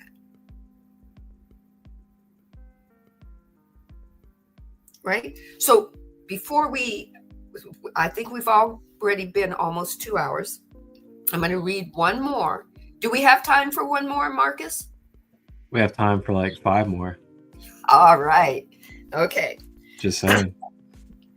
So the questioner says, after the last statement that Rob made about the abandoned cities, the questioner says, what are these bases, the cities, or what they call base, home base, like Area 51, base Area 51, okay? Not basis of a baseball field. What are these bases used for by those from elsewhere? I am Ra. These bases are used for the work of materialization of needed equipment for communication with third density entities and for resting places for some equipment which you might call mini or small crafts. Okay. Yes. Spacecrafts. Uh-oh. Uh-oh. These are used for surveillance when it is required by entities. Thus, some of the, shall we say, teachers of the Confederation, and Confederation is just another word for those that are part of the divine expressions watching over us. Watching over us. The expressions of the divine, Almighty God, matrix, illusion, whatever your titles are, yes, they're watching over us. They're part of us. They're the wholeness of the divine, spreading itself out to watch over the wholeness of the divine as we grow and expand. You can call them entities, you can call them aliens, you can call them extraterrestrials, you can call them ghosts, you can call them spirits, you can call them whatever you want to call them, but they are the expression of the divine watching over itself as it grows and it expands. Take what resonates, leave what doesn't. And guess what? You don't have to believe any of what I just said. Why? Because that's your free will and sovereign right. So Ross says, thus some of the, shall we say, teachers of the Confederation speak partially through these surveillance instruments along computerized lines. And when information is desired and those questioning it are of the proper vibratory level, the Confederation entity itself speaks to them. The consciousness of the divine speaks to them through these vessels. Whatever label we give them, the divine wants to communicate with us continuously. The divine, the energy of the divine gave us the ability to create communication devices. And the divine says, I'm going to talk to you through them. Whether you hear me or not, that's your deal. Right? The questioner says, I understand then that the Confederation entity needs communication equipment and crafts to communicate with the third density incarnate entity requesting the information.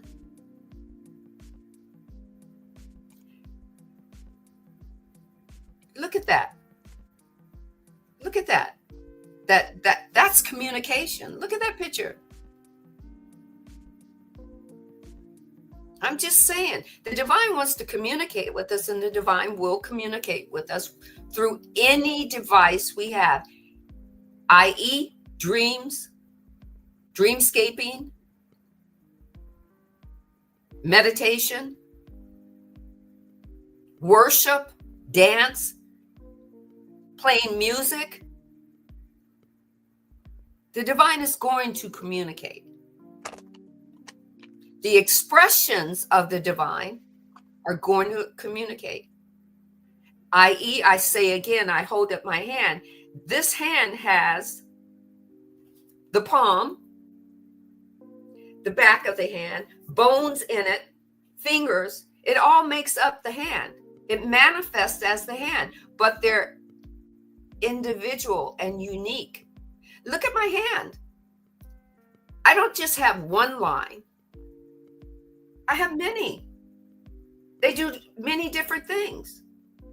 I may not know all of what they do and all of what they express, but they're a part of the hand. They make it unique. Yet each finger operates something.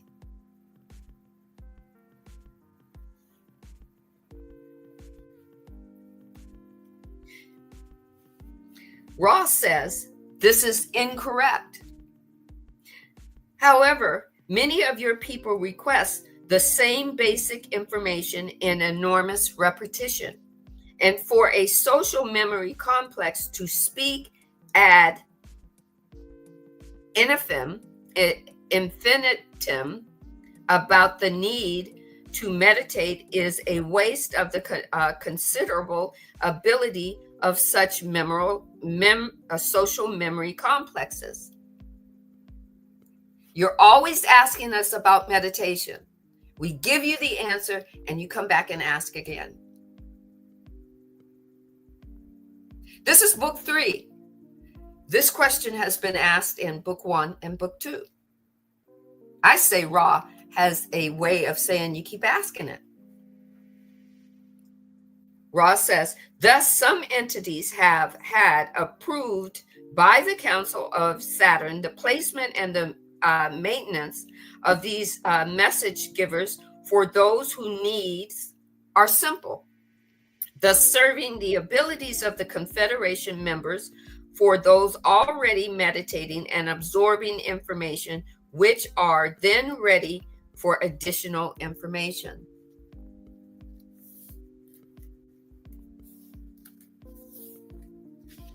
The divine says, I'll keep asking you. You'll keep asking, I'll keep answering, and those who are ready to move to the next moment will answer them as well. You're a sovereign being. You get to ask the question. You get to, if the divine is giving you the answer, you get to discern it or judge it, whichever one. And you get to use the information or not. But we will always be there for the next entity, the next one of us that wants to move and grow. Take what resonates, leave what doesn't.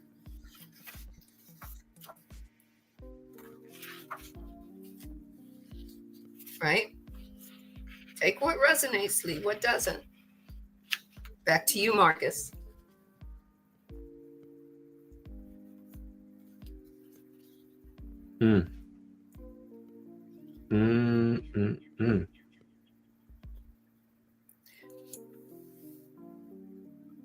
Wow.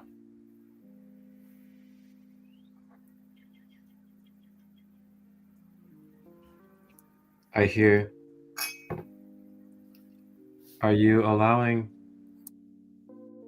your imagination to stay alive? Ask this question to yourself right now in this moment.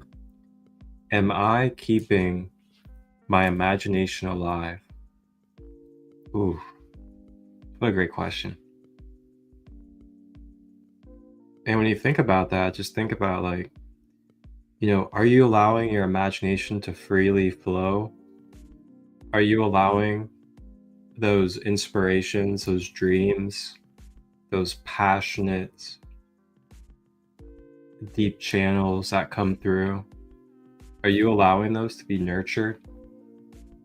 Are you allowing those to flow without trying to prevent them or putting fear in the way or allowing others' opinions or the uncertainty of others to pollute those visions, your imagination, your dreams? And just take a moment and just really reflect on that.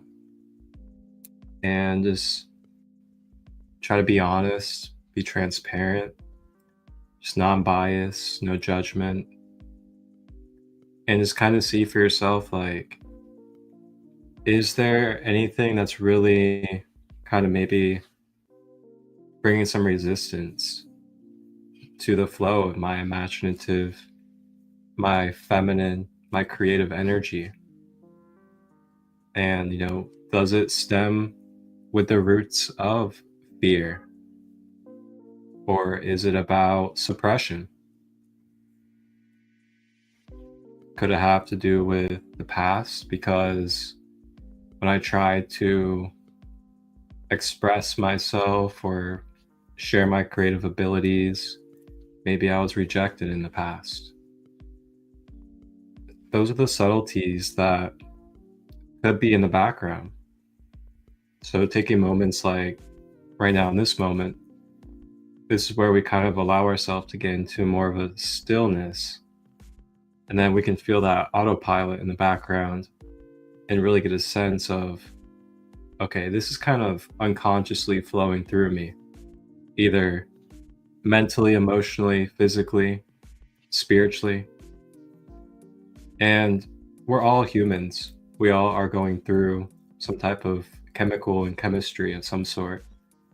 So the more we can just come into a gradual acceptance of the present state we're in, and through that acceptance, we can quantumly shift ourselves. But that acceptance is so key, so key. So it's like, you know, if you know that something for you that you continuously keep on eating or consuming, or you keep smoking it, or whatever it may be, it continues to keep fogging you. It continues to keep making you tired, or you're not able to accomplish the things that you passionately would like to do. Then, you know, those are those type of moments where we kind of really reflect on that and see, like, okay, so for me personally, in this human life, at where I'm at, this thing I've noticed, you know, I'm kind of in patterns with it. I'm getting tired of these patterns with it. This is a moment where I could really energetically let go of it. It's a dude for the experience. So those are the kind of things that I just encourage us to do more often if we're not. And if you find it beneficial for yourself, you know, feel free to build off of practices or exercises like that, and maybe even share it with your family members or your children. These type of self-present exercises can just really help us with tapping into the subconscious or into the background, and then allow that background to be able to be acknowledged into the conscious. And then from there, we work and rearrange ourselves in a conscious fashion. So I just felt called to share that with everybody and kind of give you guys a hands-on demonstration of a very, very simple practice that you can do at home with nobody but your own self, no tools, no outside things, but just your own consciousness and being present.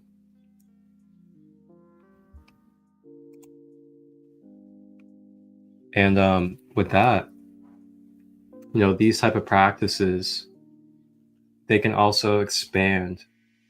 And when I say expand, I mean expand into putting intention into the practice. So your intention could be something that you would like to either focus on healing, or your intention could be, I would like to connect with this type of being or this type of archetype, and I'd like to kind of just allow myself to receive a channel or a message or whatever the highest good is from this being. And that's something that you can integrate into that kind of practice as well. Anything for anger, eradicating the word hate from my vocabulary. Okay. Anything for anger? Well, there's many things for anger, but what I could share for you is, from a holistic standpoint,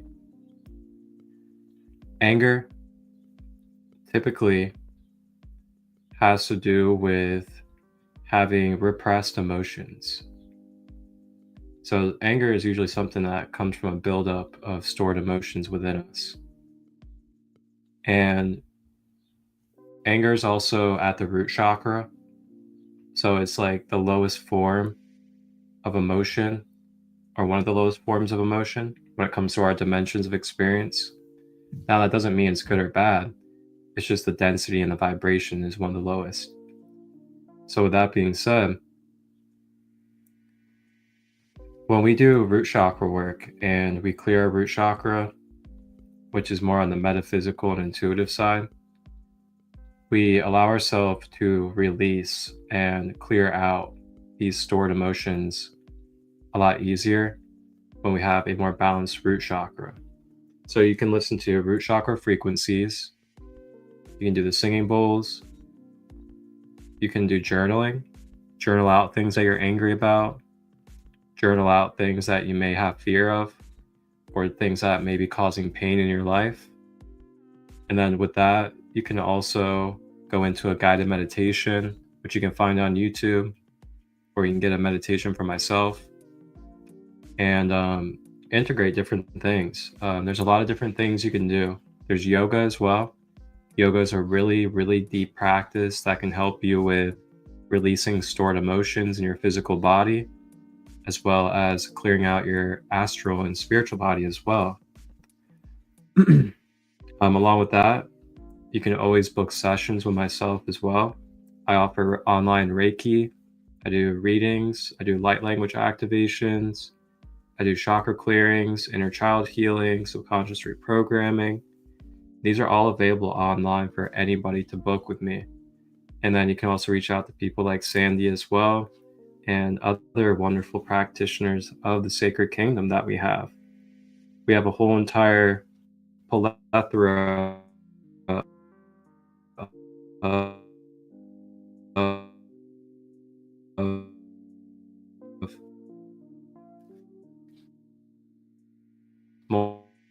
multidimensional practitioners that you guys can access anytime. One thing that I try not to do anymore is, because I see that you're saying that you want to remove hate from your life completely, basically. So one thing that I kind of encourage my own self as of late, and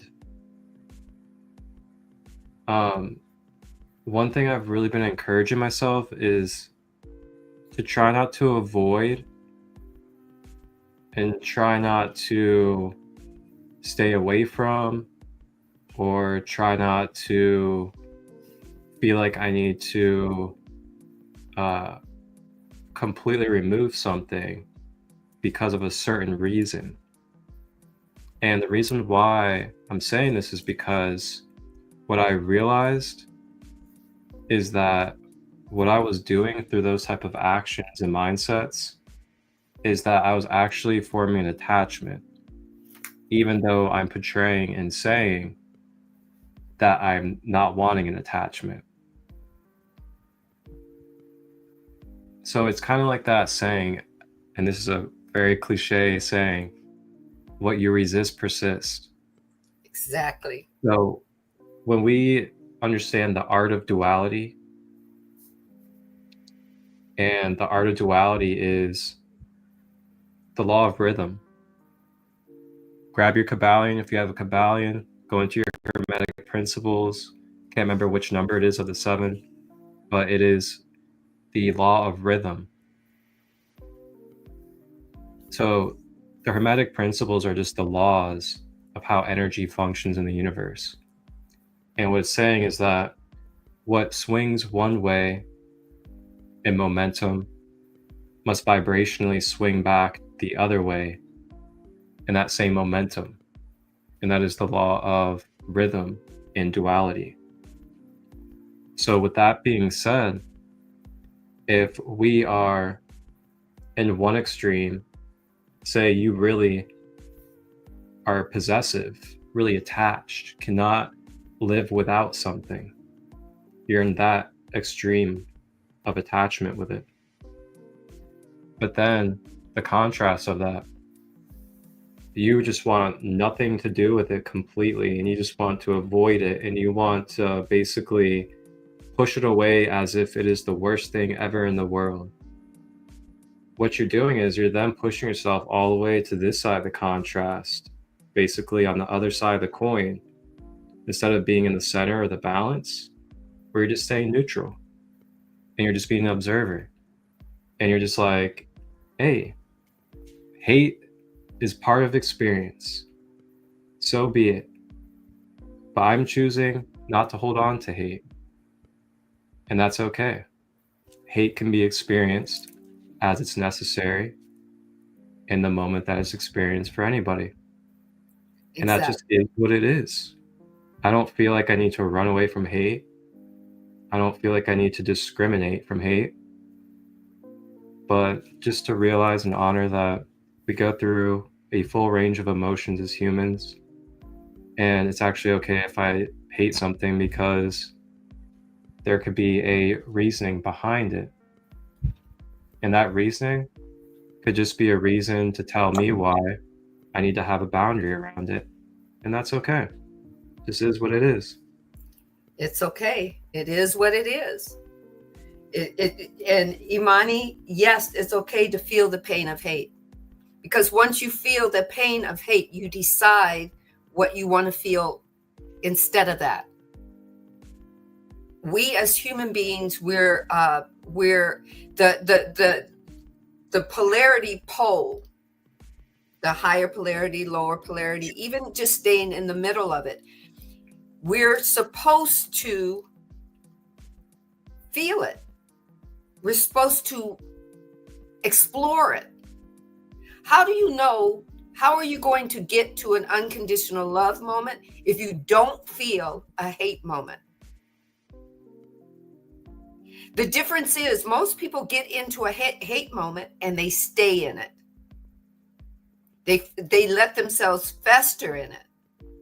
They haven't figured out how to move from it yet. You will never be able to get rid of hate. Why? Because hate is energy. Energy has never been created, nor can it be destroyed. It can only be transmuted or alchemized. How do you know something needs to be alchemized or transmuted? You have to feel it. And that's the only time where I'll use that word have to. It has to be felt. It's energy seeking to be something for you. And in order to know how to change the energy or make the energy transferable from you to something else and back to you, you have to feel it. It doesn't feel good. I've hated a lot of things that make me feel uncomfortable or feel icky inside, or feel take me to a passionate moment where I want to just punch something. But I had to feel it in order to know where I wanted to go from it. I won't ever be able to get rid of that vibrational a label of what we give hate to in the polarity, because God provided that to us. I say God, or the Creator gave it to us to feel, to navigate through. Right?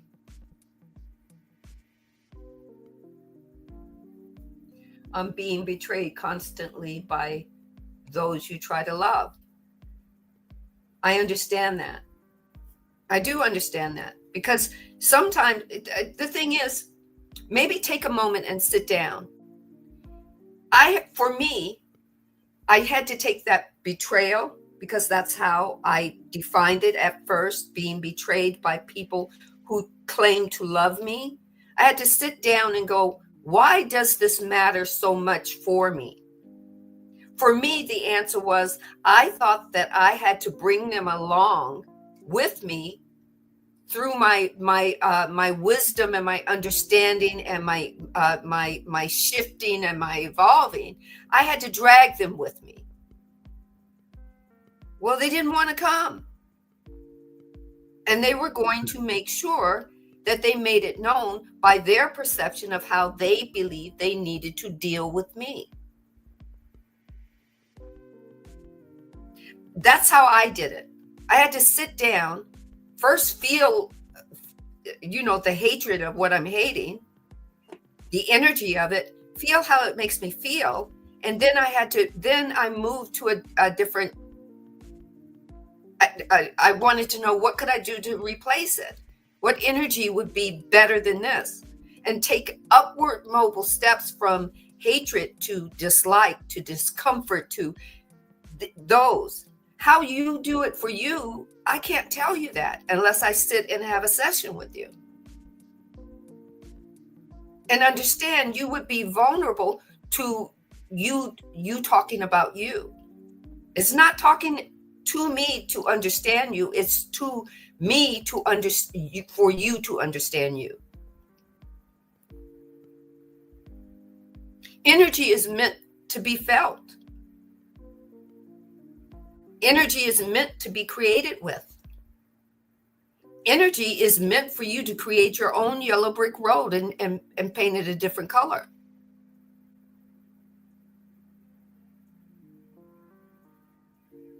Right?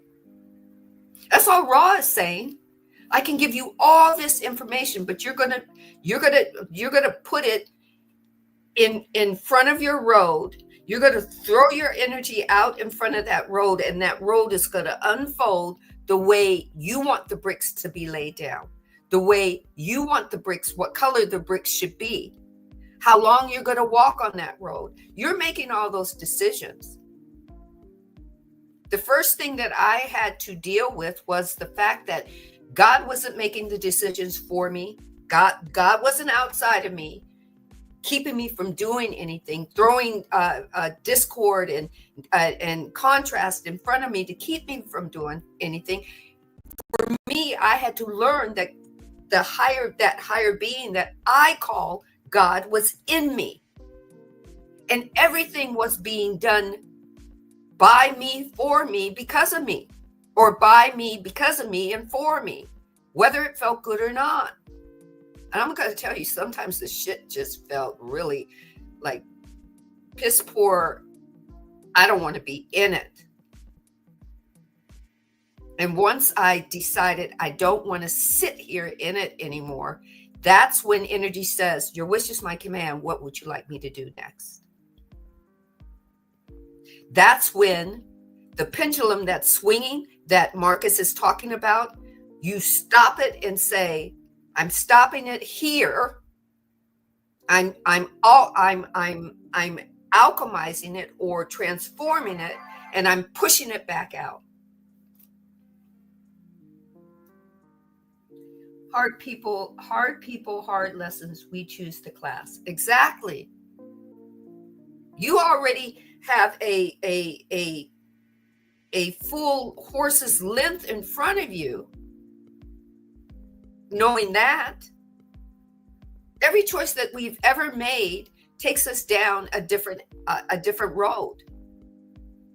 If we don't like how the road is bumpy and noisy and whatnot, and we don't know that we can turn off that road and go on a different road in a different direction, and it still get us to our point, which is to merge back with the wholeness of the divine, shift, evolve, and do it all again. Just like you hear a lot of people say, wash, rinse, and repeat. I'm not going to tell you my life has been easy. It has not. But I have learned so many lessons on it. I truly understand through my meditation that the divine didn't make this life easy. It gave you opportunities. Let's go back to Marcus. He's got the Kabbalion. This is going to be a 3-hour long. Oh, boy. Oh, yeah, we're going today. There ain't no resistance today. No resistance. Wow. All right, so I'm going to read to you guys here out of the Kabbalion itself, Hermetic Philosophy, Teachings of Thoth, Law of Rhythm. Go ahead and drink a little bit of water. Hydration check for everybody. If you guys would like to learn about how to make your own at-home shungite water system, reach out. I can give you simple steps on how to do so. Very efficient, saves your money, helps you not buy plastic, not go to the store to buy water, get unknown sources, and so much more. You guys can also look on the YouTube channel, Sacred Light Broadcast Network. Go to the playlist and go to Shungite Water 101, and I do a full-on demonstration step-by-step for you guys on how to create it. So just wanted to share that because, you know, clean water is, that's a whole nother topic. But clean water, when you think about the micro level of your biological system and what you're putting into your cells, the hydration of your being, your chemicals, there's just so much to it. And the spiritual aspect. But page 101 here in this Kabbalion edition, number 11 here, and this is the law of rhythm. YouTube channel name, you can just type in Sacred Light 33, Sacred Light Healing and Wellness, or Sacred Light Broadcast Network. Appreciate you guys. So the great fifth hermetic principle, the principle of rhythm, embodies the truth that in everything there is measure. Oof, okay. Feeling like Sandee over there. I gotta slow down.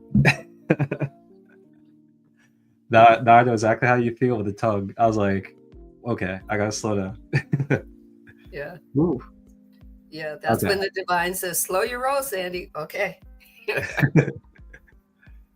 Oh, okay. So the principle of rhythm embodies the truth that in everything there is manifested a measured motion, a to and from movement, a flow and inflow, a swing forward and backward, a pendulum-like movement, a tide-like ebb and flow, a high tide and a low tide, between the two poles manifest on the physical, mental, or spiritual planes. The principle of rhythm is closely connected with the principle of polarity described in the preceding chapter. Rhythm manifests between the two poles established by the principle of polarity. This does not mean, however, that the pendulum of rhythm swings to the extreme poles, for this rarely happens. In fact, it is difficult to establish the extreme polar opposites in the majority of cases, but the swing is ever toward, first, one pole, then the other. There is always an action and reaction, an advance and a retreat, a rising and a sinking, manifested all in the airs and phenomena of the universe. Suns, worlds, men, animals, plants, minerals, forces, energy, mind, and matter, yes, even spirit, manifest this principle. The principle manifests in the creation and destruction of worlds, and the rise and fall of nations, in the life history of all things, and finally in the mental states of man. Beginning with the manifestations of spirit, of the all, it will be noticed that there is a ever outpouring and the indrawing, the outbreath and the inbreath of Brahm, and the Brahman's word, it. Universes are created, reach their extreme low point of materially, and then begin their upward swing, suns spring into being, and then their height of power being reached. The process of retrogression begins, and after aeons they become dead masses of matter, awaiting another impulse which stars again their inner energies and activity, and a new solar life cycle is begun. And thus it is with all the worlds. They are born, grow, and die, and only to be reborn. And thus it is with all the things of shape and form. They swing from action to reaction, from birth to death, from activity to inactivity, and then back again. Thus it is with all living things. They are born and grow and die. Plugging in my charger. they bore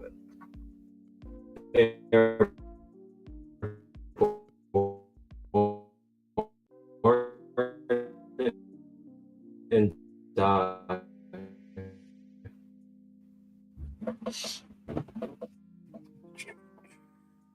Let's see. From activity to inactivity and back again.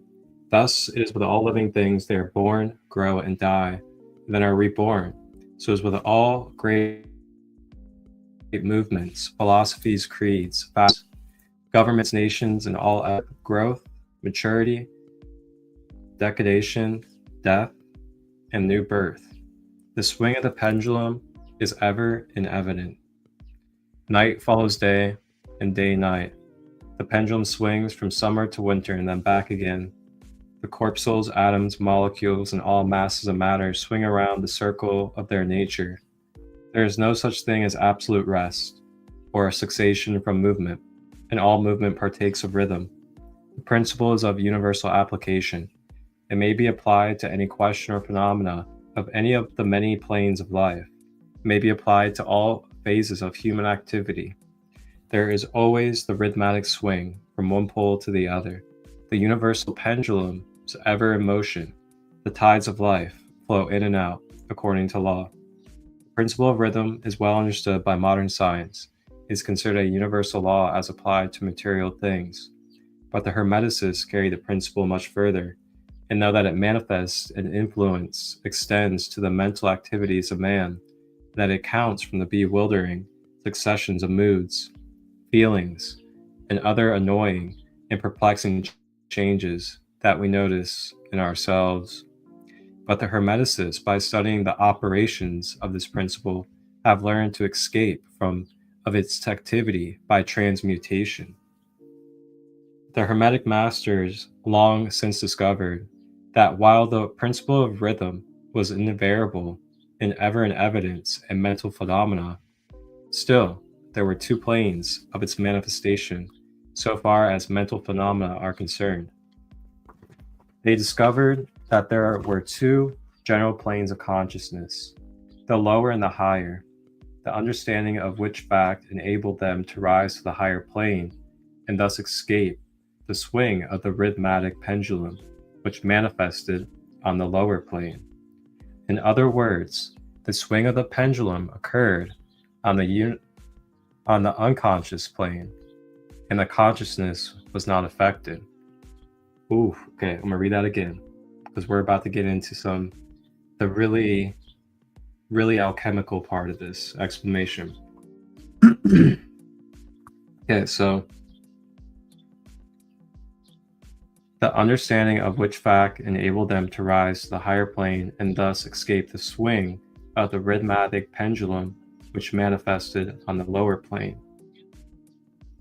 So when you're in the higher plane, there is no need for a swinging or a separation of energy. You're just the unification of those energies together, embodied.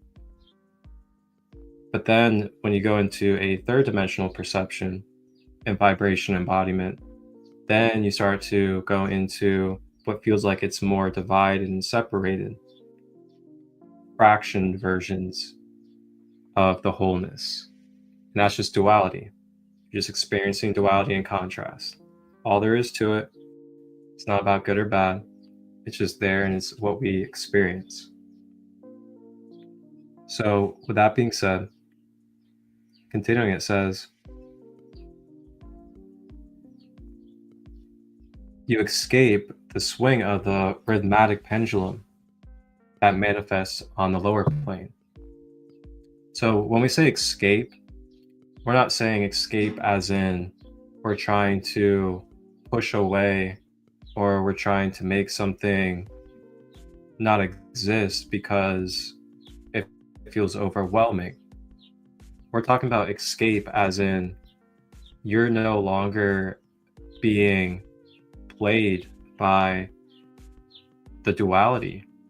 You're no longer attached to it. You're not bound to the duality. You're not in the world. You know, as they say, be in the world, but not of it. So you're in the world, but you're not of it. like you realize that what's around me and what I'm experiencing is literally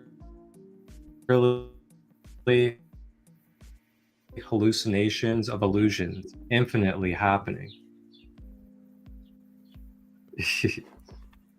Yes, yes, and yes. I'm just saying, yes. I'm just saying, all I can do is go yes, yes, and yes. Right? When people say that they're shifting into a new consciousness, you're literally in 3D having a different conscious level of thinking about the things that you see that still exist in your 3D. You're just seeing them in a whole different vibratory manner. Sometimes you look at them and go, shit, that don't even matter to me. And you can just move from that. You can look at the world and say, yes, it exists, but I don't want to play. Like I say, I don't want to play over there in that playground. Doesn't mean that people aren't playing over there, but I'm gonna vibratorily move from that playground. You can get in front of the pendulum and literally stop it and say, I don't want you to swing back the other way with that same vibration. I'm changing it right here. I'm changing it to this, this, and this. And then you can push that pendulum to start again. It doesn't have to swing all the way back and you do it again the same way. What people say, that's the definition of you doing the same thing over and over and over again, expecting a different response. Oh, that's the definition of crazy. Well, you can stop it before it happens. You have control of the pendulum when you're in third density. And if you're vibratorily seeing it from a different consciousness, I love it, the dance of duality. You're vibratorily seeing the dance differently, right? You're seeing that dance happening differently than the last time you did that dance. You get to change it and go, I want to do it this way. And the power of energy says, your wish is my command. And you get to take the pendulum and then vibratorily push it with your little teeny finger, your baby finger that's got all that vibratory, and just push it and go, okay, go. That's how powerful you are, vibratorily. And if you believe that you've already shifted into a 5th density, 6th density, or 144th density consciousness, then you should be seeing all of 3rd density a whole different way. And some of the shit that you see don't even matter. You just go. You do like Bewitched with her nose when she twinkles her nose. Or Endora in Bewitched when she just snaps her hands and moves everything. They're giving you in those conversations of those TV shows and those movies, they're telling you all of your power. They're showing it to you right there. I got to leave you with this because I got to go take care of my little puppy Whoppy. He's starting to move over here. So I want to make sure his legs are okay and he's walking okay. But I'm just saying, this is what the divine wants to say. Every TV show and every movie that you've ever watched from the time you were knee-high to a duck till now, go back and watch them and take a notepad and jot down the verbiage that you hear now going, I never heard that before.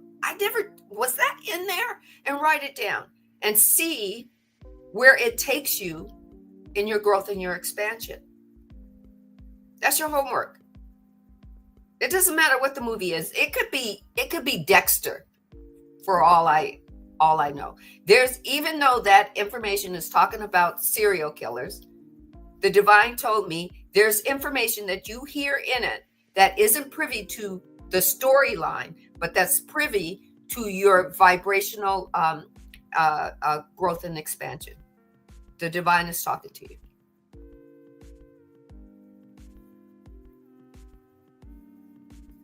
I'm just saying. Have you ever watched the what is that movie, that the cartoon movie with the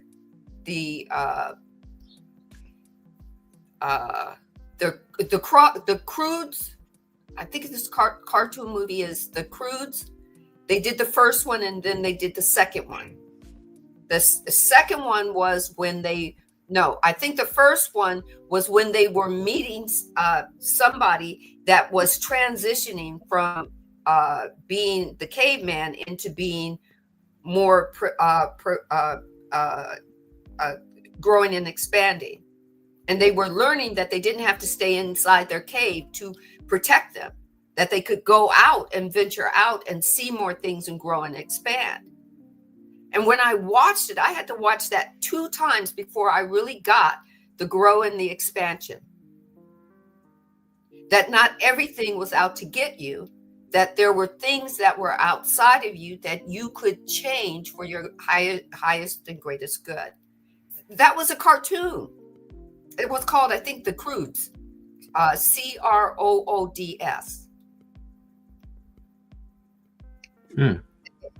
Do you know? And they were cavemen getting ready to grow and expand.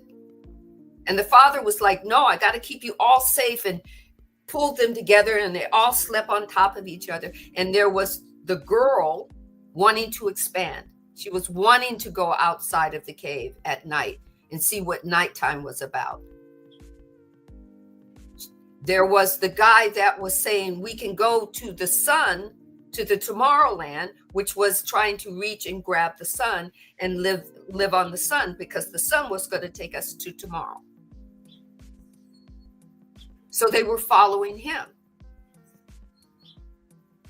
to expand.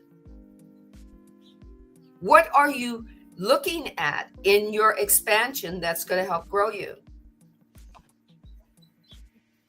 The divine is trying to communicate to you. Where is it going to be? It could be music, man. It doesn't have to be spiritual. You could be just listening to Bone Thugs and Harmony. That's an old one. I just pulled that one out of the, but that's when I was. I'm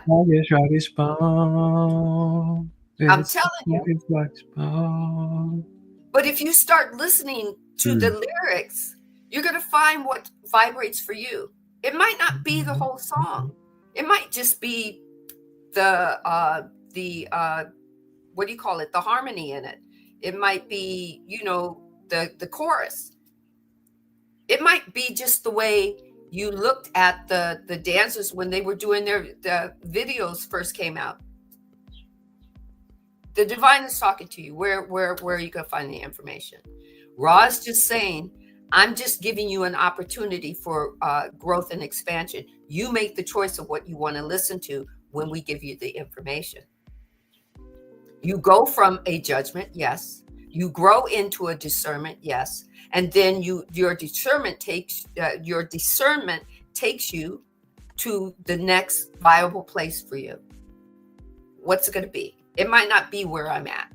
It may not be where Marcus is at. You may only come in, watch this live, be here for the whole presence of it, and move and grow and be somewhere else. You may never ever come back to hear us again, but you're here now. Ask yourself, why am I here, and what is meant for me?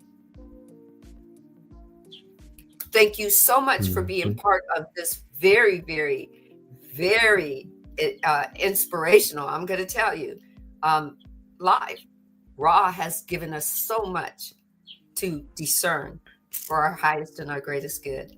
Thank you for being present and asking questions and being part of the conversation. Thank you, thank you, thank you. Be back same time next week for Ra, Law of One, beyond, ascending beyond limitations. Come on back. Come on back now. You're here.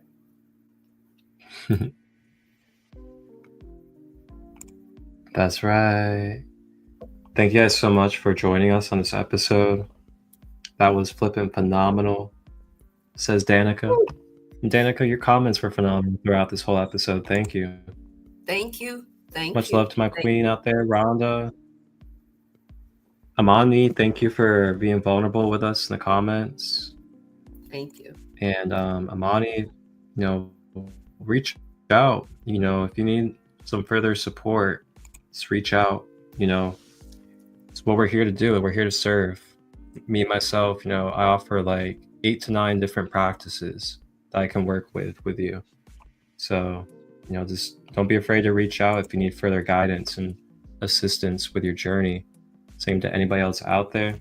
And before we close out, I'm gonna go ahead and let you guys also tap in here with my Raw Rising code with Raw This Rising, so you guys can tap in and feel the Raw that I channeled earlier this rising, and then we'll close out. Golden Heart Healer, Golden Tiger's Eye, Moldavite Crystals, Palo Santo, Raw Rising Codes, Egyptian Pantheon, Ra, Great Illuminator, Master Life Giver and Creator of the Universe, Ra, I am surrendering my being to allow your rays of divine light to illuminate my solar plexus and help me shine from within. Through this illumination, I am naturally dissolving, clearing away and transmuting any blockages or distortions of my mind-body-spirit complex. I am allowing the confidence of Ra, its innate ability of being the creator of life, to flow through me, as me, and help me remember that this is who I am. I am full of vitality, full of gifts, beauty, and service to the all. May I continue to balance and to align myself with the law of one and the universal principles of life.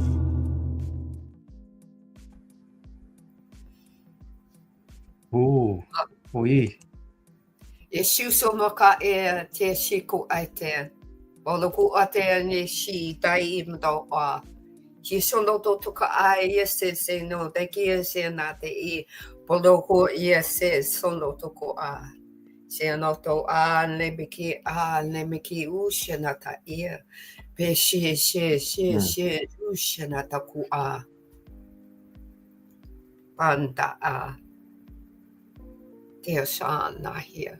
Chishinene uchataku ate e shaloku una kia shaloku una elo na here shaloku unda se no taka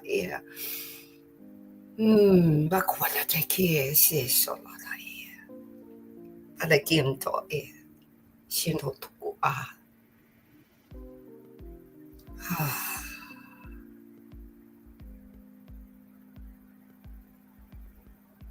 Let it rise. Let it rise. Ima ni to. Ima te na. I. Let it rise. Kia solo kuta Kia son la ti La le na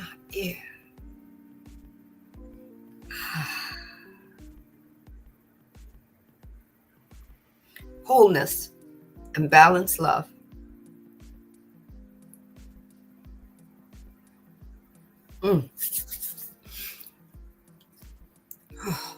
Guys, as we close out, there will be a promo playing for my Hocking Hills retreat coming up on May 3rd and 4th here in Ohio. If you guys are interested in retreats, I also have a Colorado in June, Veterans Healing in July, Sedona in August. Just reach out if you have questions. Wholeness and balanced love.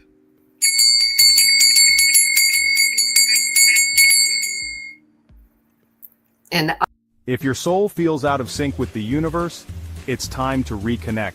Join us at Ascending with Our Roots Holistic Retreat, taking place on May 3rd and 4th at the breathtaking Hocking Hills State Park. This retreat is packed with transcending healing practices and self-empowerment. Day 1 kicks off with a sacred cacao blessing, dives deep into shadow work and biofield tuning at Rose Lake, and ends with a vibrant evening of fire and flow arts. Day 2 features sunrise nature yoga, a picturesque group hike through Hocking Hills, and a guided elemental meditation. Enjoy free time for one-on-one healing sessions or self-reflection before joining our playful inner child hooping flow shop. We'll close the retreat with more fire and flow arts under the stars. Vegetarian and vegan meals are provided and tent rentals are available. And don't forget, May 4th is Star Wars Day, so let your inner Jedi shine. Register now by scanning the QR code, visiting our Facebook event page, or sending a DM to Marcus Christolight. May the 4th be with you. Ascending with Our Roots, Hocking Hills Holistic Retreat, coming up May the 3rd and the 4th. There will be holistic healing workshops like sound healing, guided meditation, yoga, and more, cacao ceremony, fire and flow arts. Along with that, meals provided, vegetarian and vegan, hiking, as well as primitive camping. Scan the QR code to get started, use the Jotform link in the Facebook event page, or reach out with questions.